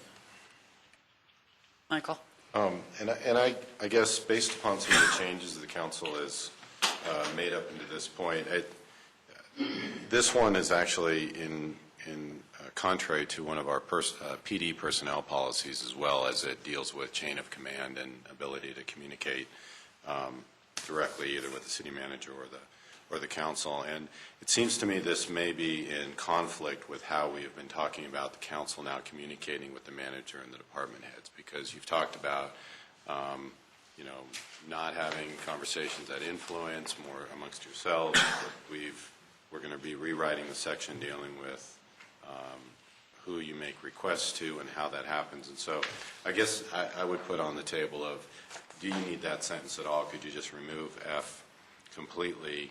It's a nice statement, but it also could get into the realm of the charter issue as well. I mean, so simpler is sometimes better. I'll agree to toss it out.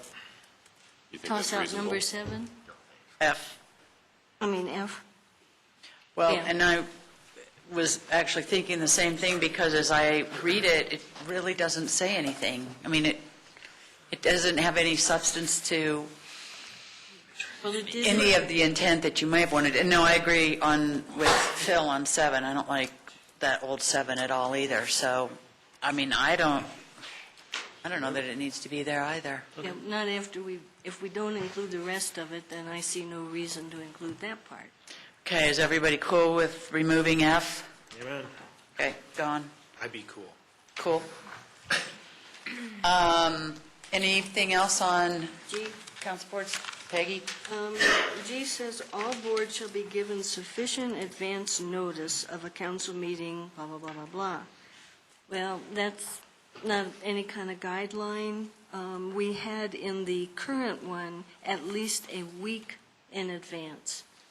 And so that's what I suggest, that we have some kind of time for the notice. And if you think a week is not good, I'm amenable to changing it. Well, the practical item, I think, and at least just having read it, sufficient means that the board has a chance to meet before the council meets. And some of our boards meet monthly, so that they would have a chance to have a regular convening to prep. Jim? I would really not want to put a definite time in there, like a week. And I think back to when we were having the discussion on the comp plan for downtown, because we didn't have enough time to give a week's notice to the planning commission about changes. Those changes were occurring so quickly that we had to meet more quickly than that. And sufficient, I don't know what sufficient is, what kind of definition that is, but that's an example where they didn't have a week's notice to get together to meet with us. Well, you may or may not remember the reason that this got stated. We had, when we decided to do away with BIAC, Right. they did not have, most of them didn't have any notice, and suddenly we were talking about them at a council meeting. So the idea is that they should at least know when they're going to be talked about something in a council meeting, whether they can have a chance to meet first or not, they can at least show up and speak during unscheduled appearance or otherwise. So it seems to me that there ought to be something we can say other than sufficient. Like I emailed you this morning, somebody emailed me today, and I didn't see it yet because I haven't been on my email yet today. Maybe you could say sufficient and reasonable.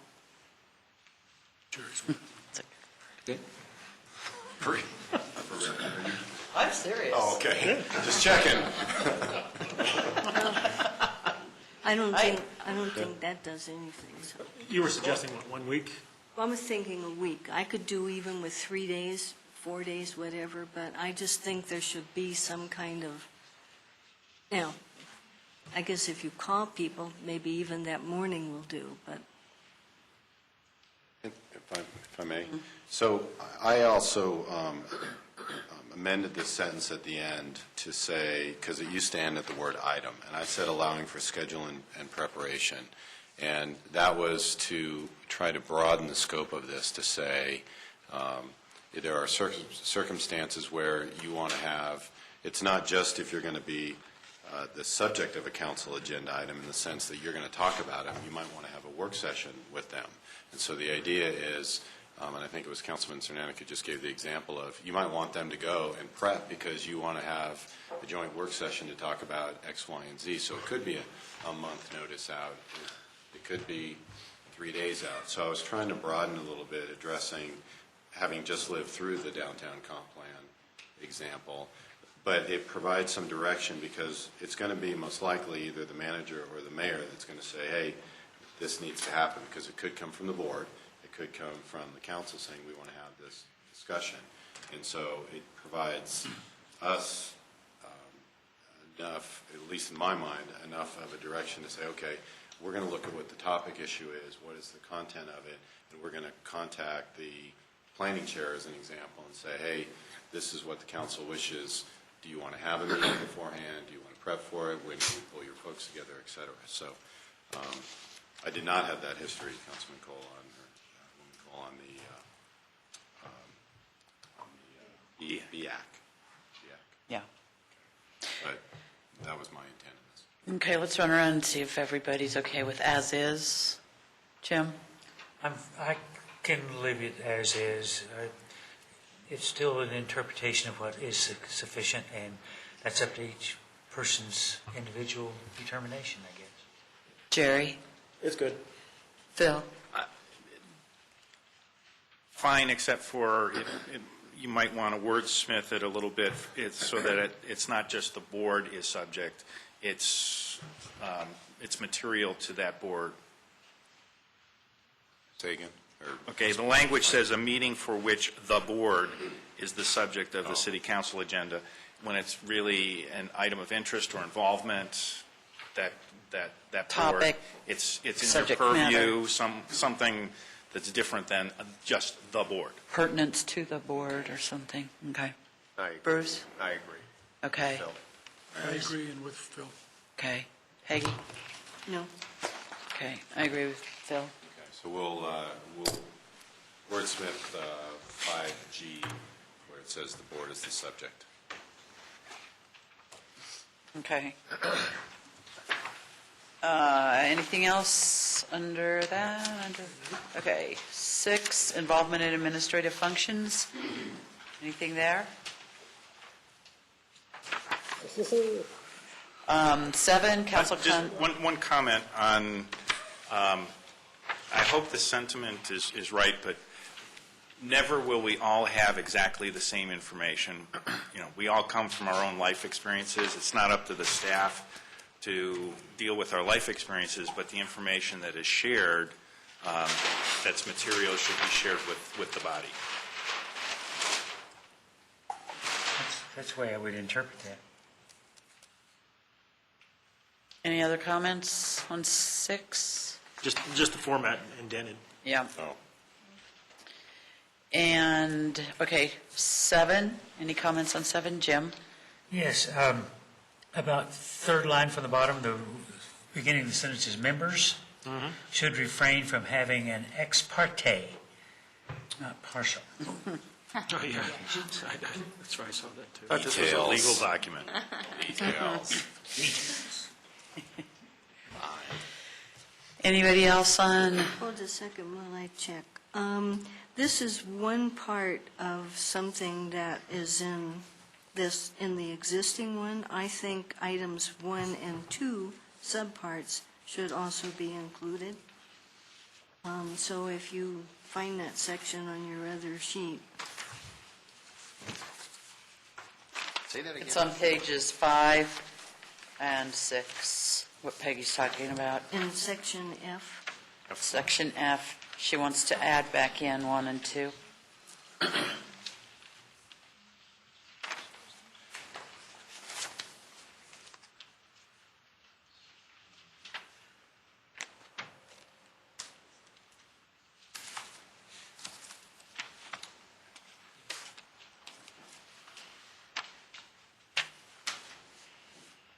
Kirsten, do you want to? I don't have any objection to that from a legal perspective.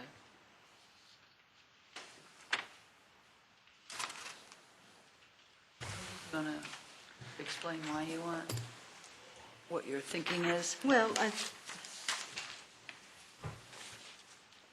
for the general public, item 1 says, any comments made by a council member at a meeting of a board or commission should be assumed to be the council member's personal views or opinions and not the official position of the council unless stated otherwise. So it just clarifies if you're saying something, like whether you're a liaison or you're just attending otherwise, making it quite clear whether or not what you are saying is a position that council has taken or is just your personal view. That really be in the boards and commissions handbook? It's their interpretation of our communication. Well, I don't, no, I mean, this is the onus is on the council person to communicate that. I mean, it could be both places, but, Well, our roles to the boards are under the liaison. So I think the board's interpretation of our communication is maybe what you're describing here. yeah, but I still think when you speak at a board or commission meeting, that you should make it clear. Is this my view, or is this a position the council's taken?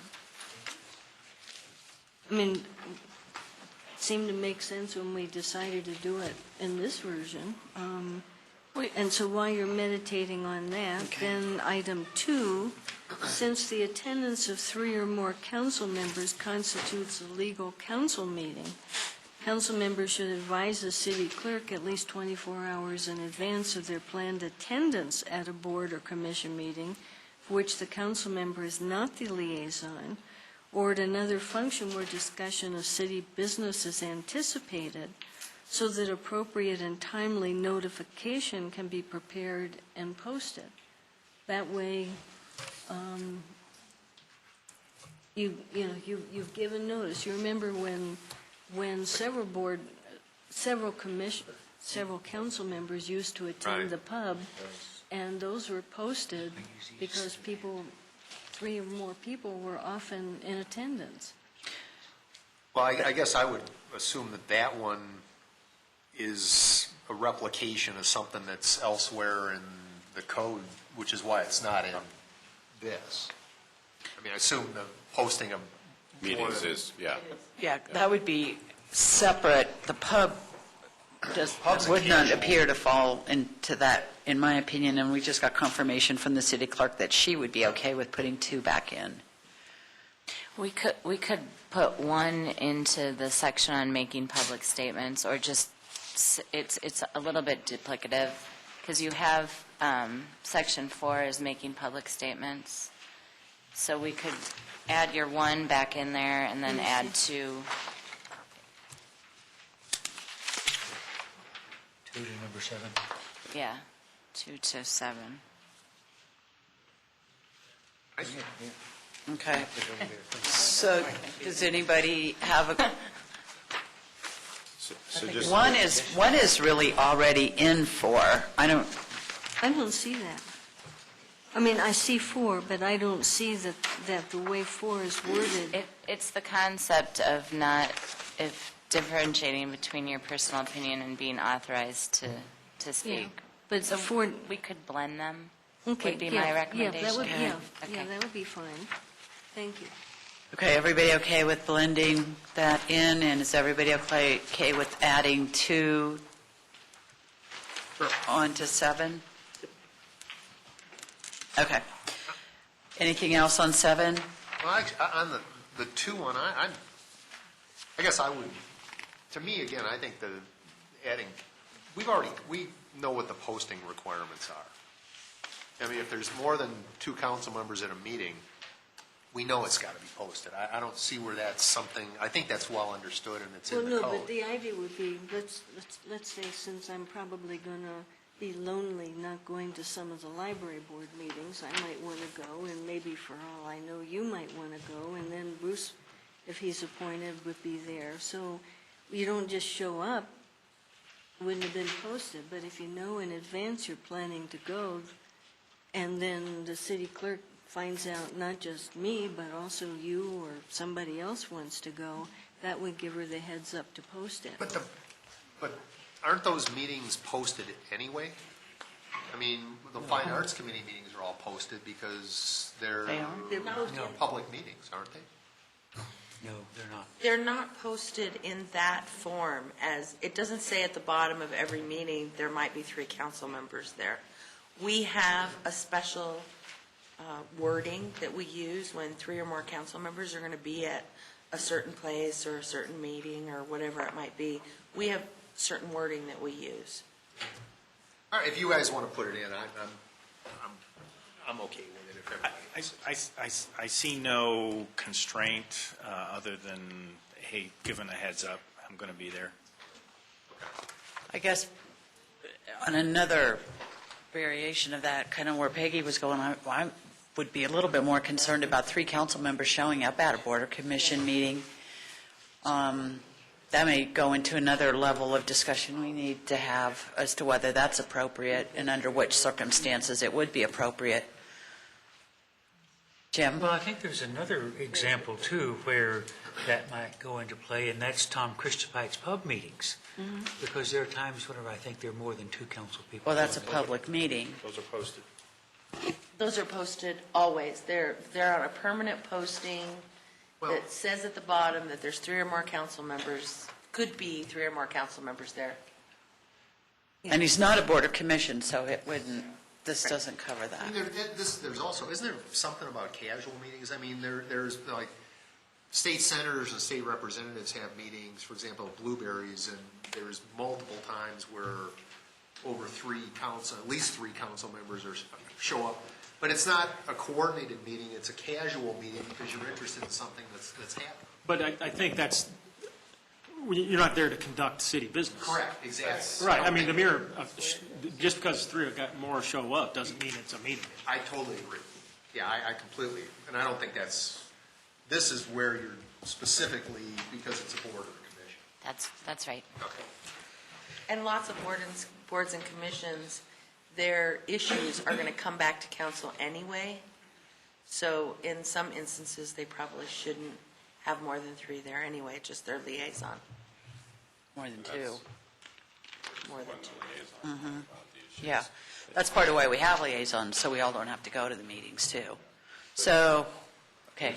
You are right. I mean, it's covered elsewhere in law, so this is a duplicative statement, but it's a statement amongst yourselves that you will notify our city clerk, so.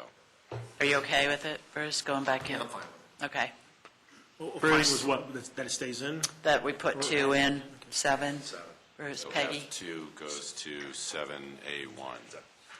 Yes. Everything, are we good on 7 then? Okay. 8, council liaison role? Phil? Several items. I'll start with item B. Participate in filling vacancies, reviewing applications, and interviewing candidates for the board. At least my experience over the last 2 years is that's been a council function, that it's not a liaison role. So I was questioning what, I guess I'll ask the question, what is meant by B? Hold on one second. You're in 8, Yes. but What is meant by 8? B. Well, And what- Under do you 8. intend to have that in there, Michael? Hold on one second. That the council liaison will Now, participate in filling? And just to add a little bit of what my understanding has been is the council liaison has worked with the board or commission chair to bring forward to the council that there's a vacancy that the chair or the president of that board or commission would like to see filled. But the interviewing, reviewing of that has been a council function. The current, I took this straight out of the current handbook for boards, and it states, the city council liaison assigned to a board shall serve the following roles: participate in filling vacancies, reviewing applications, and interviewing candidates for the board. Well, that's actually not been the way we behaved. This is, edit to your, where is Jim, that? I would argue with that one, because every vacancy that we filled has come back to the I council. don't know that it's an appropriate role I for the think- liaison. I'm No. just telling you what it says. I think the idea in that, at some point, because I can't remember which year we had this little discussion, is that since you're a liaison to a board, let's say fine arts, you and the board yourselves might think of people that you think would be good and can encourage them to apply, but this is stating it much more rigorously that way. I had thought just to delete this myself, that item. It's much safer. I think the role would be okay if we said that participate with the board or commission's chair, president, whatever title we want to use, to bring forward a vacancy to the council would be an appropriate, I mean, at least that's been my experience, to bring that awareness, because at times, someone has said, hey, you know, well, we can operate effectively, we can bring in an alternate, or, you know, they could. Is that not documented in our current board and commission handbook?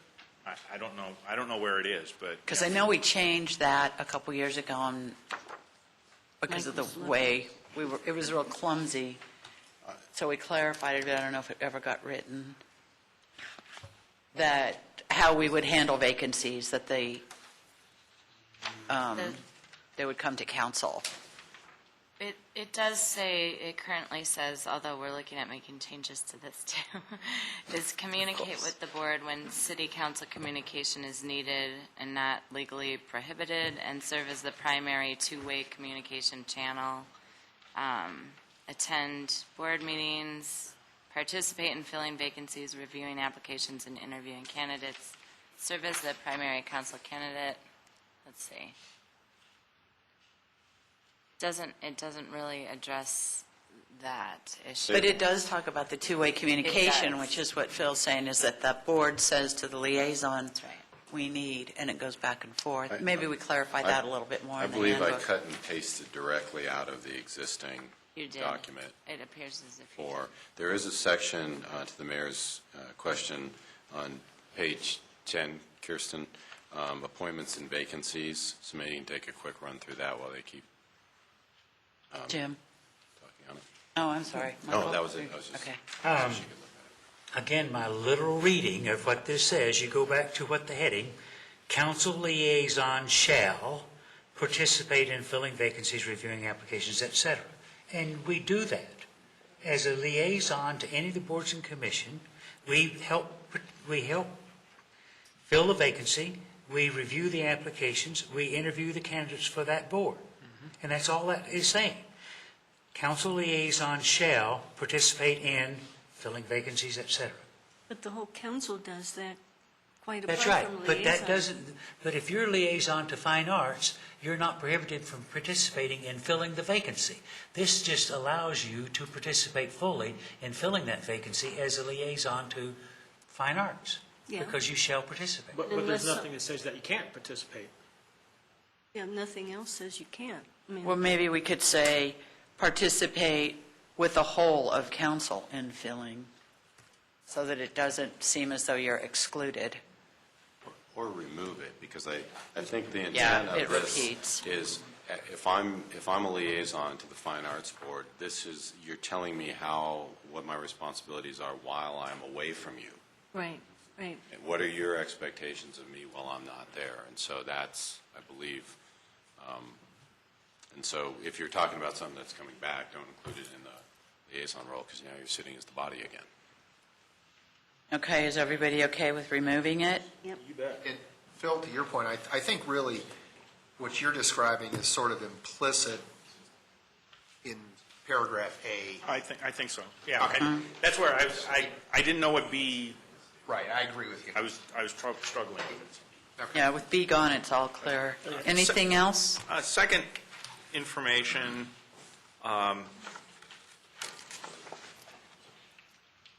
is that, at least I've looked to the liaisons as being a communication conduit back to the council. This seems to talk a lot more about the communication to the board or commission. But I would like to see something speak to that, some sort of summary, synopsis, and certainly material information gets brought back to the council from the liaison. I agree with that. Yeah, I agree too. Okay. I actually had flagged that part in the legislative rules that we have, but I think it probably needs to go here. Well, particularly since we're talking about the liaison role in this section. So if we, sorry, Mayor, so if we crafted a new 8B that basically spoke to the communication coming from through the liaison from the board back to the council, just replace that with that. So the old B was just a placeholder. Exactly. We wanted to minimize our reformatting work. I understand. Anything else? Bruce? Bill, were you done? I'm sorry, okay, Bruce? In that section. On E, the first sentence seems to me to be repetitive of A, but I think the second sentence stands alone but could perhaps be incorporated in A.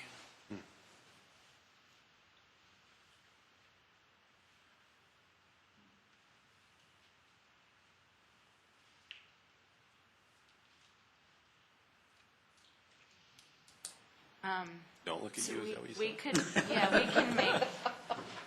we can definitely combine those. I'm good at that. Okay. Anybody have any issues with that? Okay. Anything else? Got it? On 8? Okay. 9, council, board, and commission conduct with the public. On B, I would like to keep pretty much the wording of the current version, which is G1. Let's see if I get this. I think I got that right.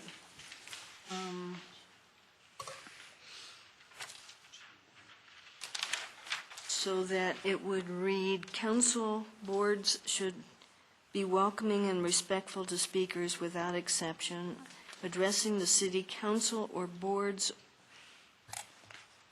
at public forums can be a daunting experience even for the most seasoned speaker. Some issues and decisions for which council boards will make a decision may affect people's daily lives and their homes. Some decisions are emotional. Council boards, the way in which a speaker is treated can do a lot to help the speaker and others relax and convey a message and not intensify emotion. I tweaked it a teeny weeny bit from the way it's currently worded. I think I kept the gist, kept it almost exact.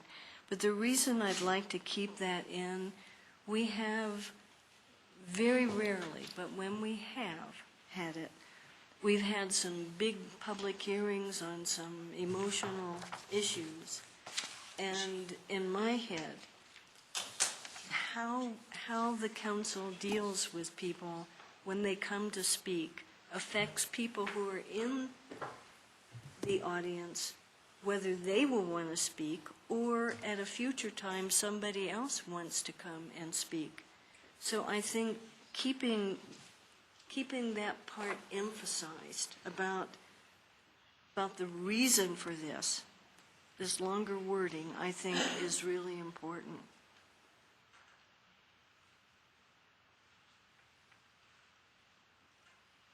Jim? Well, my take on this is that you take sentence number 1 and strike everything else. Everything else just justifies number one. Yeah, I mean, do we need reasons to tell us why we need to be welcome? Do we need reasons to tell us why we need to be respectful? In my opinion, no. Well, I've seen meetings in the past, not while we've been on the board, I don't think, on the council. I have seen, going back years, I've seen behavior that discouraged people from coming forward. And for reasons that I think some previous councils didn't understand how daunting it is to speak at a public hearing, for example. So that's why I think it's important to keep the way it was worded,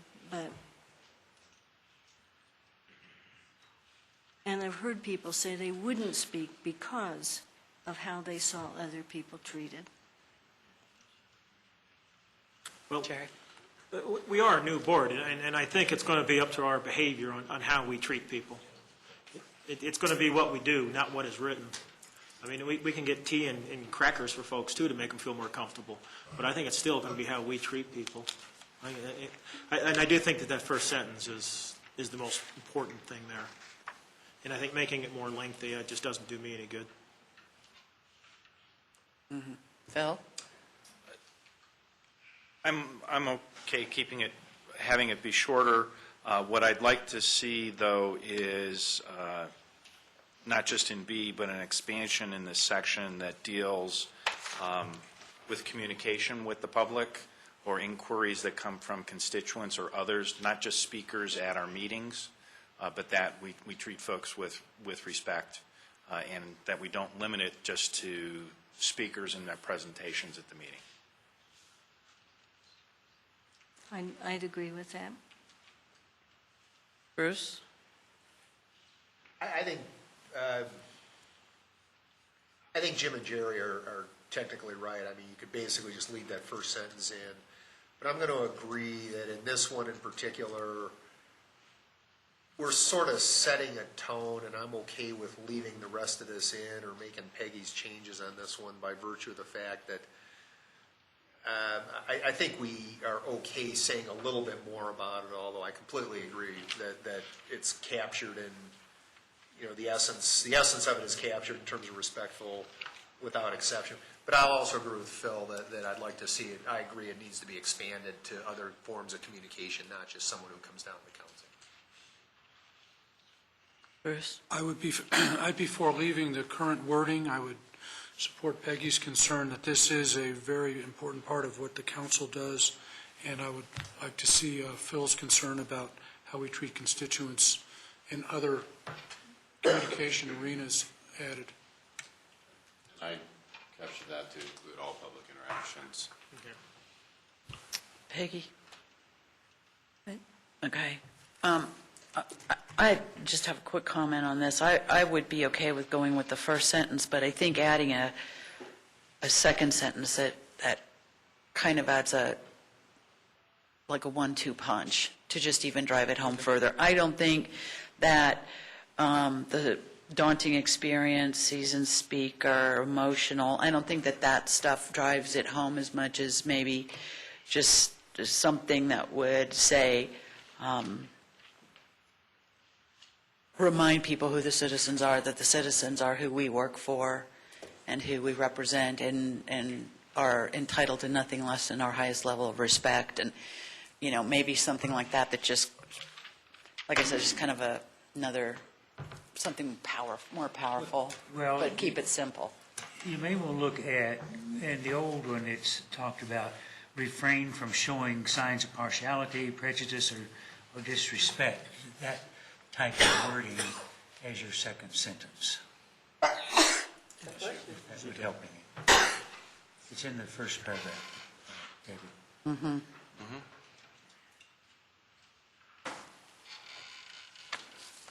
I don't. It's in the last sentence of the paragraph in Just below G G. on page 6 of the existing. I still think that's a little soft. I think I'd just remind people of who the citizens are. They're on top of the org chart, and,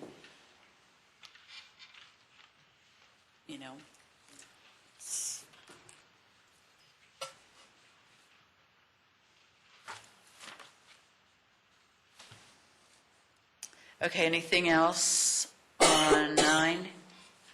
Bruce? Oh, Mr. Riding? Clarity on what you're asking. What are we doing? Okay. Yeah. Just, I wrote down your comment, but I didn't have Okay. consensus on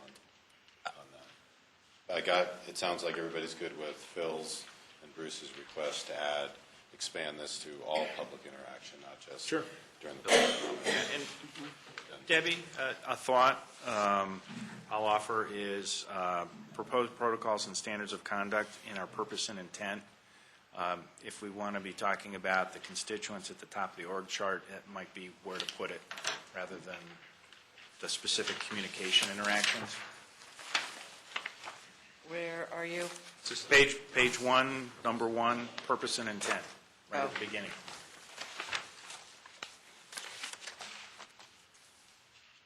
we're a representative democracy, and that's, I think it would be fine to add it there.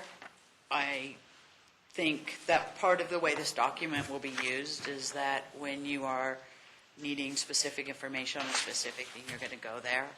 So having it, I don't think having it in two places is bad. But what's the consensus of the group? Does anybody? I'm fine with the one sentence. I mean, when it says without exception, that says it. Okay, how many people want to go with the one sentence? Jim? Yes. Jerry? Yes. Phil? I agree. Bruce? No. Bruce? No. No? Yes.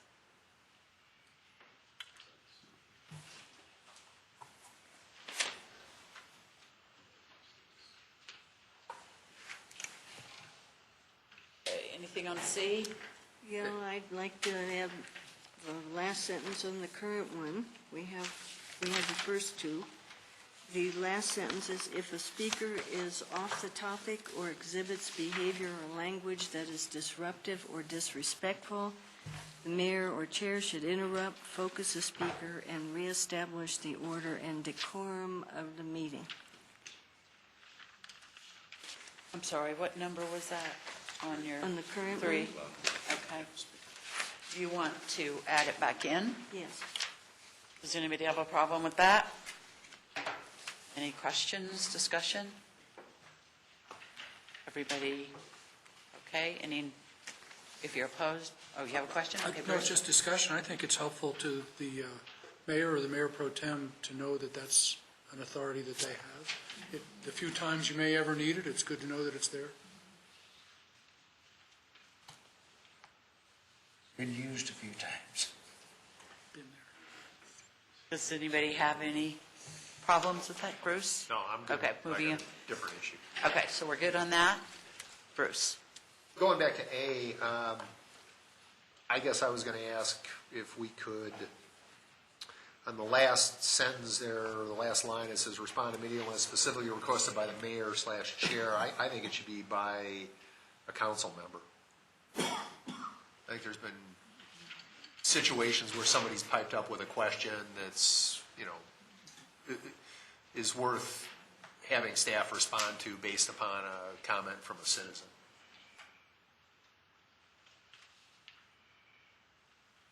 Kirsten?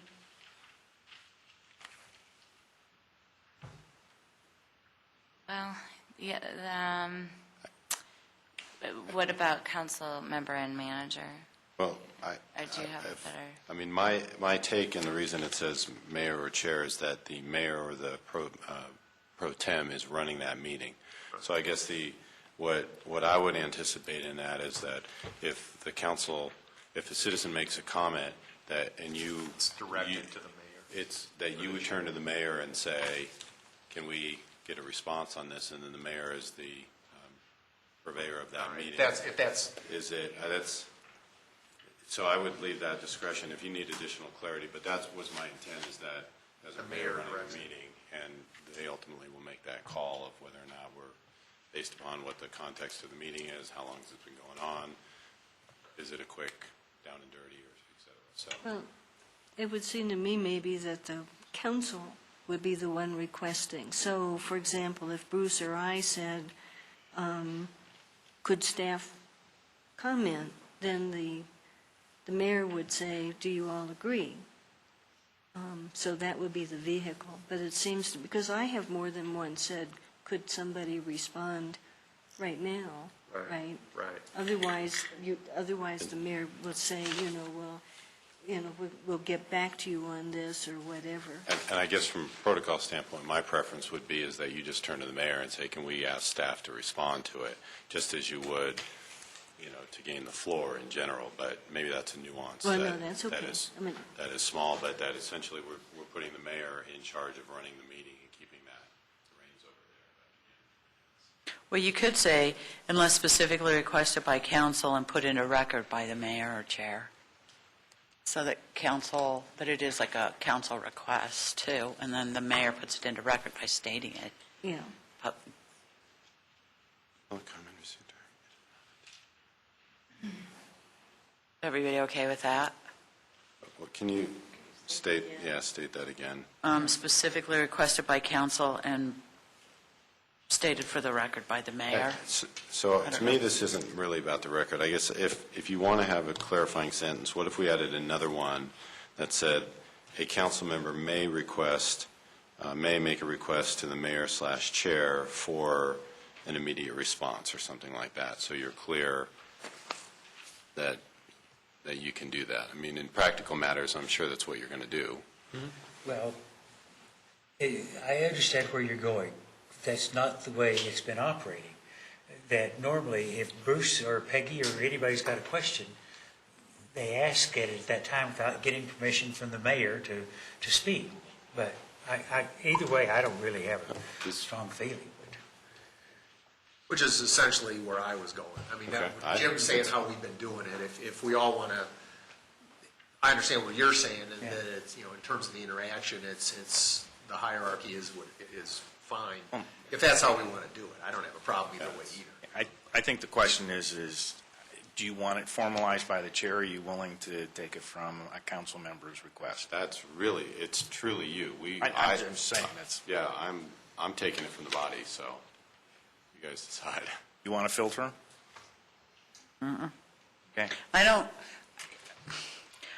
I guess I'm thinking about us being on our best behavior, and typically, I think if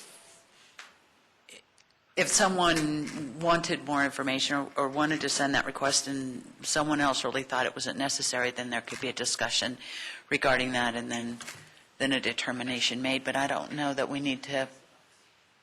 Well, and Michael doesn't always have to answer it right away either. Well, and that's, I mean, part of this is really allowing the staff to not have to knee-jerk on a response, because there may be something in there, and part of it is allowing public comment is about the public making a comment to the council. And there are those things that are, is the sky blue today? Those are quick little things, and maybe even the council can respond. But other ones, my request to the council would be that and that's what's in here, is that it's not anticipated. You don't anticipate that we're going to go quickly run down and try to regurgitate whatever that is. And we have the discretion, if you allow us to say, we'd like to research that or do it offline, et cetera. I think that's totally fine. I mean, Yeah. If you got completely acceptable responses, we don't know, we'll figure it out, we'll get back. Yeah, okay. And maybe the word immediately is part of the problem. I mean, because a lot of the times when we ask staff to get back, we aren't expecting it to be instantaneous. We do. It's just that Charlie's so apt to pop up from his seat and want to get on camera. But I mean, We can get him his own camera, and I can get him a seatbelt. but I mean, sometimes indeed, sometimes Charlie or someone else will say, we actually are planning to do that next week or tomorrow or whatever. And so, or, we need to look into this, whatever. But I think the spontaneity of anybody on council being able to respond to somebody who's come and say, could somebody respond now?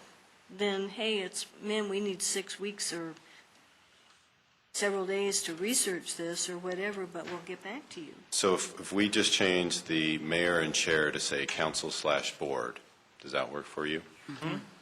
Because I do want to keep in the expectation is that we were not going to unless requested. Yeah. Okay.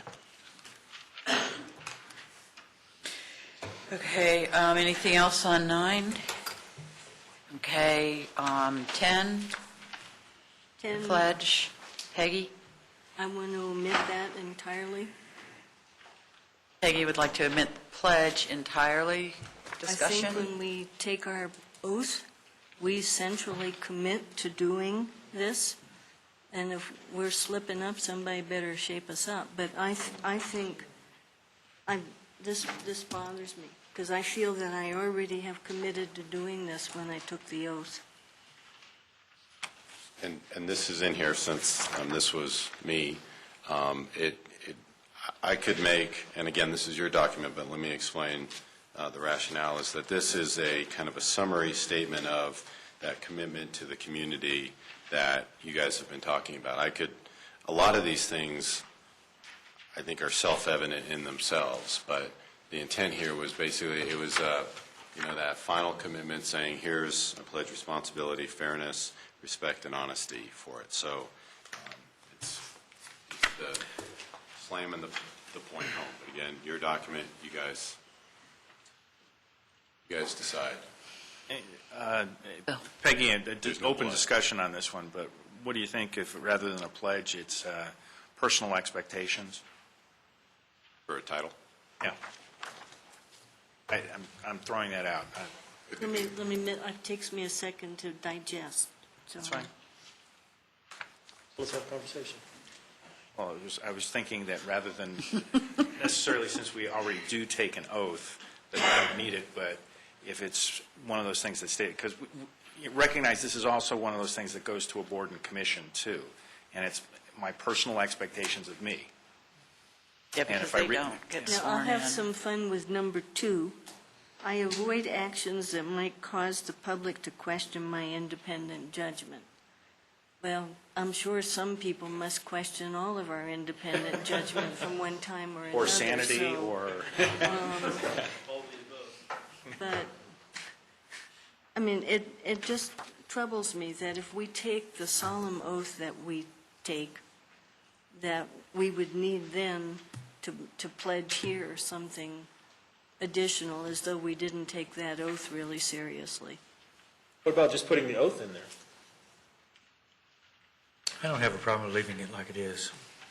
And we can change the title if that's part of the concern. I do like the title change. Okay, let's first, is there any more discussion? Let's, Yeah, just- Bruce? Most of the departments have professional standards of some kind, engineering standards, law enforcement, fire, and I don't know what the city manager's intent is, but I would guess that he wants to at some point establish what city values are. And that I think it's appropriate for the council to have something that weights appropriately with what we expect of other employees. This may not be the exact perfect wording, but I sure do like the idea. Okay, so let's run around on keeping it in. Jim? Yes. Yes. Jerry? Phil? Something like it, yes, I agree. Bruce? Bruce? Yes. No, but I will comment, since I'm going to be outvoted on a different way of saying it. I think I am committed to trying to understand, trying to avoid, things like that, trying to promote, because trying to make decisions, et cetera, trying to treat people, et cetera, because when you take this, you can't necessarily know that you're going to understand something or do something, but you can commit to trying to do these various things, however that might be worded. That then does become a pledge, right? I pledge to treat Charlie as bad as I can, so... He's not in the room. No, he's left already. You can say anything you want. Yeah, really. It's on TV. Yeah. See, he heard. He heard. He's just like a mom. This takes me. This is somebody nobody can ever hear speak, and you're outside with the door closed. But to Councilmember Cernanic's, if you change the title to personal expectation, and then, Councilman, I don't know if this was part of the intent, is to then remove that first sentence and just have the list under that. Something Is like that, Is everybody, and maybe wordsmithing once you get into it, but, sorry. is everybody okay with that? Okay. So we will see a final draft to see Yeah. how it No, looks, right? absolutely. Yeah. Yep. Peggy, did you have anything else? No, I think when I see it, I might have a Okay. different I suggestion. guess I just want to clarify. So under each one of them, you're going to put the word try in each one? No, I think we need to run that around the table. Yeah, I was only referring to Councilman Cernanix changed the word pledge Yeah. under 10. I guess And remove if you started it with, I am committed to understanding, avoiding, not using, being a prudent steward, that's what you're committed to. If you flub up occasionally, that's different, but you're committed. It's To those I things. commit, not committed, but who's wordsmithing now?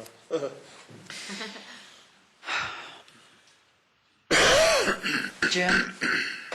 Well, I can understand where Peggy's coming from. It is a different, slightly different format. It doesn't change anything. It just changes the adverbs that you're using to describe this. And either way, it doesn't make a difference to me. The content is still there. Jerry? What is it we're voting on?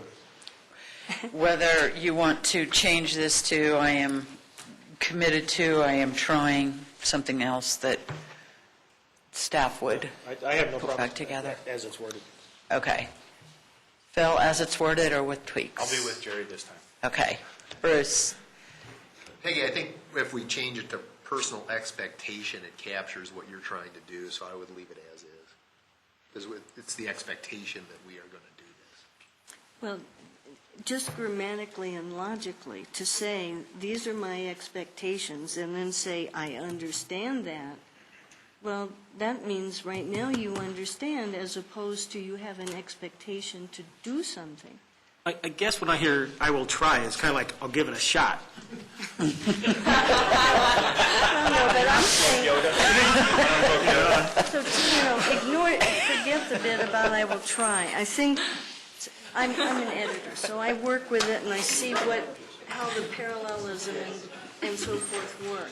So take out the try piece. I think there's a way to phrase it. I'm committed to what? To understanding or doing what. Okay, you've got 3 no's. Bruce? I'm okay with the way it is. Okay, there's 4. No. It stays as is. And what if we don't sign it? I'm sorry? We don't have to sign it. There's no signature. So, well then how does it translate into behavior? When we adopt. We voted. Yeah, and then what? Then behave. Give it a try. Be responsible, be reasonable, be respectful, Give it a shot. respect the Give it a body. shot. Respect constituents. Okay, council, we have gotten through protocol and standards of conduct, and it's 9 o'clock. Just real quick, before we leave, the conflict of interest is taken out. I just wanted to note that we took it out because it has references elsewhere. I'm taking that. What's not covered is the communication across the council itself. It's not a topic area. It says, we recognize and, that evenness that we talked about before should be our own communication among ourselves, that we have an evenness of information, that we strive for that. So you want that previous one to be expanded to Yep. the council communication? I'll put it on the floor for consideration. Help me understand what you're going for? If I become aware of something and it's material, but I sit on it and I don't respect the body, I'll put it in that context, that's wrong. Okay, but how you do that, in theory, is disseminating to Michael, who disseminates back, as opposed to disseminating to everyone. I didn't say that we would do that, but that if we have material information, we're finding some way to respect the body. I agree. Okay. And it could be through Kirsten, could be through Michael. There's various mechanisms that we have at our disposal. Right, that's right. Everybody okay with that? Okay, so, I'm sorry, Bruce? Quick question. When you guys come back with, is your expectation when you bring this thing back to us, I guess, when, and are you planning to do it as sort of a red line version? Yes. So we will bring it back next Tuesday.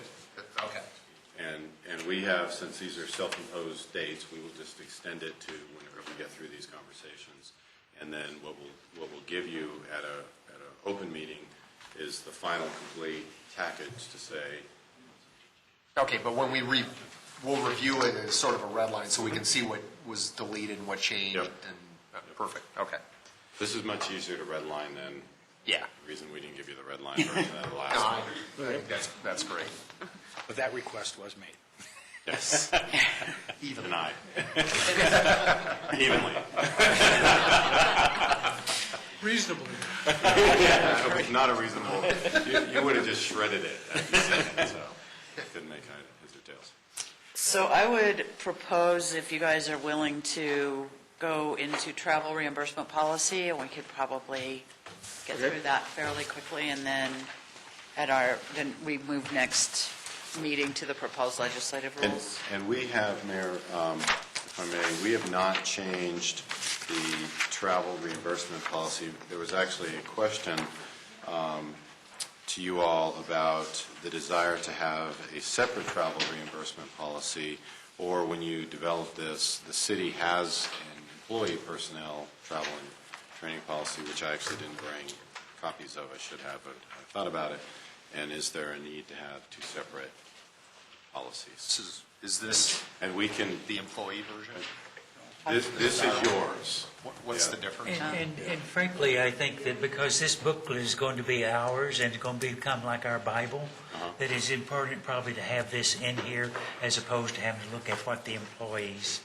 And we can, again, how we package the totality of the information you want is that the question is, this is, and Marlene can respond to this. Well, one item that's different in your current travel and training policy is, one item that was omitted was the alcohol and bar expenses shall not be compensated without prior approval to City Council. We just omitted that. In our employee policy, there is no alcohol reimbursement at all, so that particular item was deleted. Was there other differences between them? No. Between our current, yes, there were several. It had So clarify what you just said. So the employees don't get reimbursed for alcohol? No. But we've omitted that from here, so From yours. technically we could get potted up the kazoo. Well, with your approval, is what it's saying. Yeah, but you just get reimbursed. The statement you had prior in there was alcohol and bar expenses shall not be compensated without prior approval of City Council. So basically, if you're all deciding you wanted to get tanked and approve it, you could do that according to your previous policy. But just to keep it in line with our current city employee policy, that was omitted, anything referencing alcohol. Our city policy does not allow for city employees to be compensated Yeah, for but alcohol. but we don't have in here that alcohol is not compensated, right? Right. So she's saying that's the one change. That's the only change from your existing policy for council So to this version. So this means we can, If we agree. If you all agree. if we all, See, for an example, when we did the retirement party for Doug and Joe, if we had decided as a council that we wanted to pay for part of the cost for drinks that night, we could have decided to have done that. But it would Okay. take a council policy to do it, a council decision to do that. okay. And in that case, you did not. In that case, we didn't take any action at all, so it was not. I like keeping the statement in. But that's not really around travel. Right? That's, I mean, you can make that determination Right. on any item. This is, you're going to a Colorado Municipal League conference, and should you get reimbursed for alcohol at that? Should the council, do you guys want to set yourselves up for being able to authorize you to have alcohol reimbursement if you go to a CML conference? And this is directed under the heading of meals, so it's not for parties or events, it's under meals while you're traveling. Because you guys retain that power for your example, Jim. Well, we haven't, we didn't allow it, and I think we should continue what we had, not allowing it. No, so, I'm sorry, just for clarity here, because I apologize. The previous the currently adopted travel reimbursement policy for the council allows the council to approve alcohol reimbursement. For meals. Prior approval. Prior approval. Prior And- approval. and so if- And that's what I think we should keep, either that or Okay, I'm be sorry. more Maybe I didn't- rigorous, so. Bruce? I guess, is there any compelling reason why we wouldn't just adopt the employee handbook version and everybody's on the same policy? I don't see that there's a need for it, but there was obviously a discussion and a perceived need previously. It would be much simpler, I think, for us, again, in terms of policy maintenance, to use one that we currently have that has the If it's not standards, materially but different, I would just adopt what everybody else is then subject we to when can, we go that direction. we can put it in here, to Jim's point, that, so you know what it is. Yeah, I saw it years ago, but I don't remember what it is. So you The only, can, the primary difference really is that our city employee travel and training policy is far more detailed. It'll discuss spouses, children if they accompany you on travel. I mean, it really goes into far more detail what would be covered and what would not be. Everything that you have here, with the exception of the alcohol portion, is basically covered, but it's, there, again, is a greater detail in our But there's city no employee. substantive No. difference. I would just use the same, me personally, I would just say we use the same policy, and why, there's no good reason, no compelling reason to have something separate. We should be the same as everyone else. Can we see the differences before we, I mean, just put it in the packet. yeah, I just like to see the differences, but I don't Yeah, that's fine. see. That was easy. Can I, Bruce? just clarification on the alcohol deal, because that could be a sensitive item. As I understand this, your breakfast, your lunch, and your dinner compensation is going to be based on a per diem rate. And if you chose to drink beer for breakfast, it's still your breakfast per diem compensation rate, regardless of what you had, whether you had Wheaties or what you had. Correct. So really, the alcohol issue becomes moot based on the fact it's just a per diem reimbursement. And you can, if your per diem is $35.85 for that dinner's meal, you can obviously get whatever you want. So for the people that are watching this and not catching the whole story, the story is it's a per diem reimbursement based on a value applied to what a meal is worth. Breakfast is worth so much, lunch is so much, and the supper meal is so much. Which is just another argument, I guess I'd make to remove that section from, and go with the city employee piece. But we'll return to it. That's a great clarification for those. Okay, so that concludes this meeting, but we did not get to proposed legislative rules, liaison appointments, so we've got an awful lot. Yep. And Michael, do you just want to bounce this stuff, keep bouncing it down? Yep, so we'll just move it down.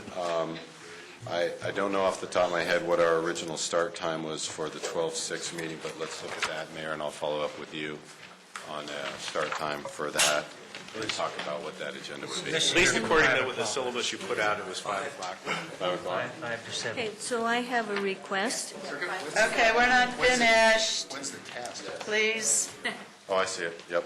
So, 5 o'clock. yeah, so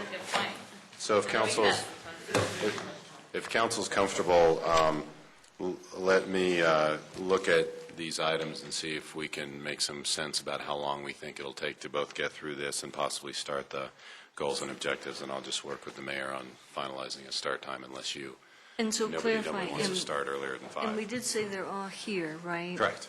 And they will be televised Correct. then? Okay. And Yep. then I do have a request. But so are folks, I can't remember what your times were, Phil. Like next week, we could start earlier in my book. Okay. The one item is when you talk about pushing it back, recognize that I depart on the 11th Yes. Of December. of January. Yep, we have that in a couple areas now, so thanks for the reminder, though. All right. Okay, we'll get back to you on a start time for the 6th. And I can tell you that whenever I went through the proposed legislative rules, I probably have more comments on the legislative rules than I did on what we made tonight. So I think that we need more than probably the 2 hours Yep. being allowed just to do that. Hear you. So Okay. Peggy? All right, now, so just so that I have a way to share these with everybody, I took the current legislative procedures and rules, and I have reorganized them in what makes a lot more sense to me. And I also included definitions, which you may just decide you want to junk, but I did include them. So just for your consideration, as something that you may or may not like, I will give you these to look at if you choose, because they take what we have and pretty much make it more accessible than what we did have. And I had worked on this, and Jim, this is what you saw like 3 years ago that had all this red, and you said, my God, I can't make sense of this. So this is like in the final form with nothing saying about what was or isn't or whatever. It's just, hey, does this look like something good? And it includes procedures as well as rules.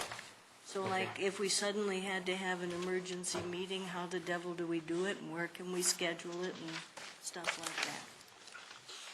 So. Can you send that to us electronically? And who wants it electronically? Oh, so I'll send it to Just send Is it- that okay that, I'll send it to. Just send it to one person. I'll send it to Michael, and Michael then will Let them send figure it, it and I might not get it out till tomorrow, but yes, I'll send it. Okay, is there any more business? Or adjourned? Cool. And we'll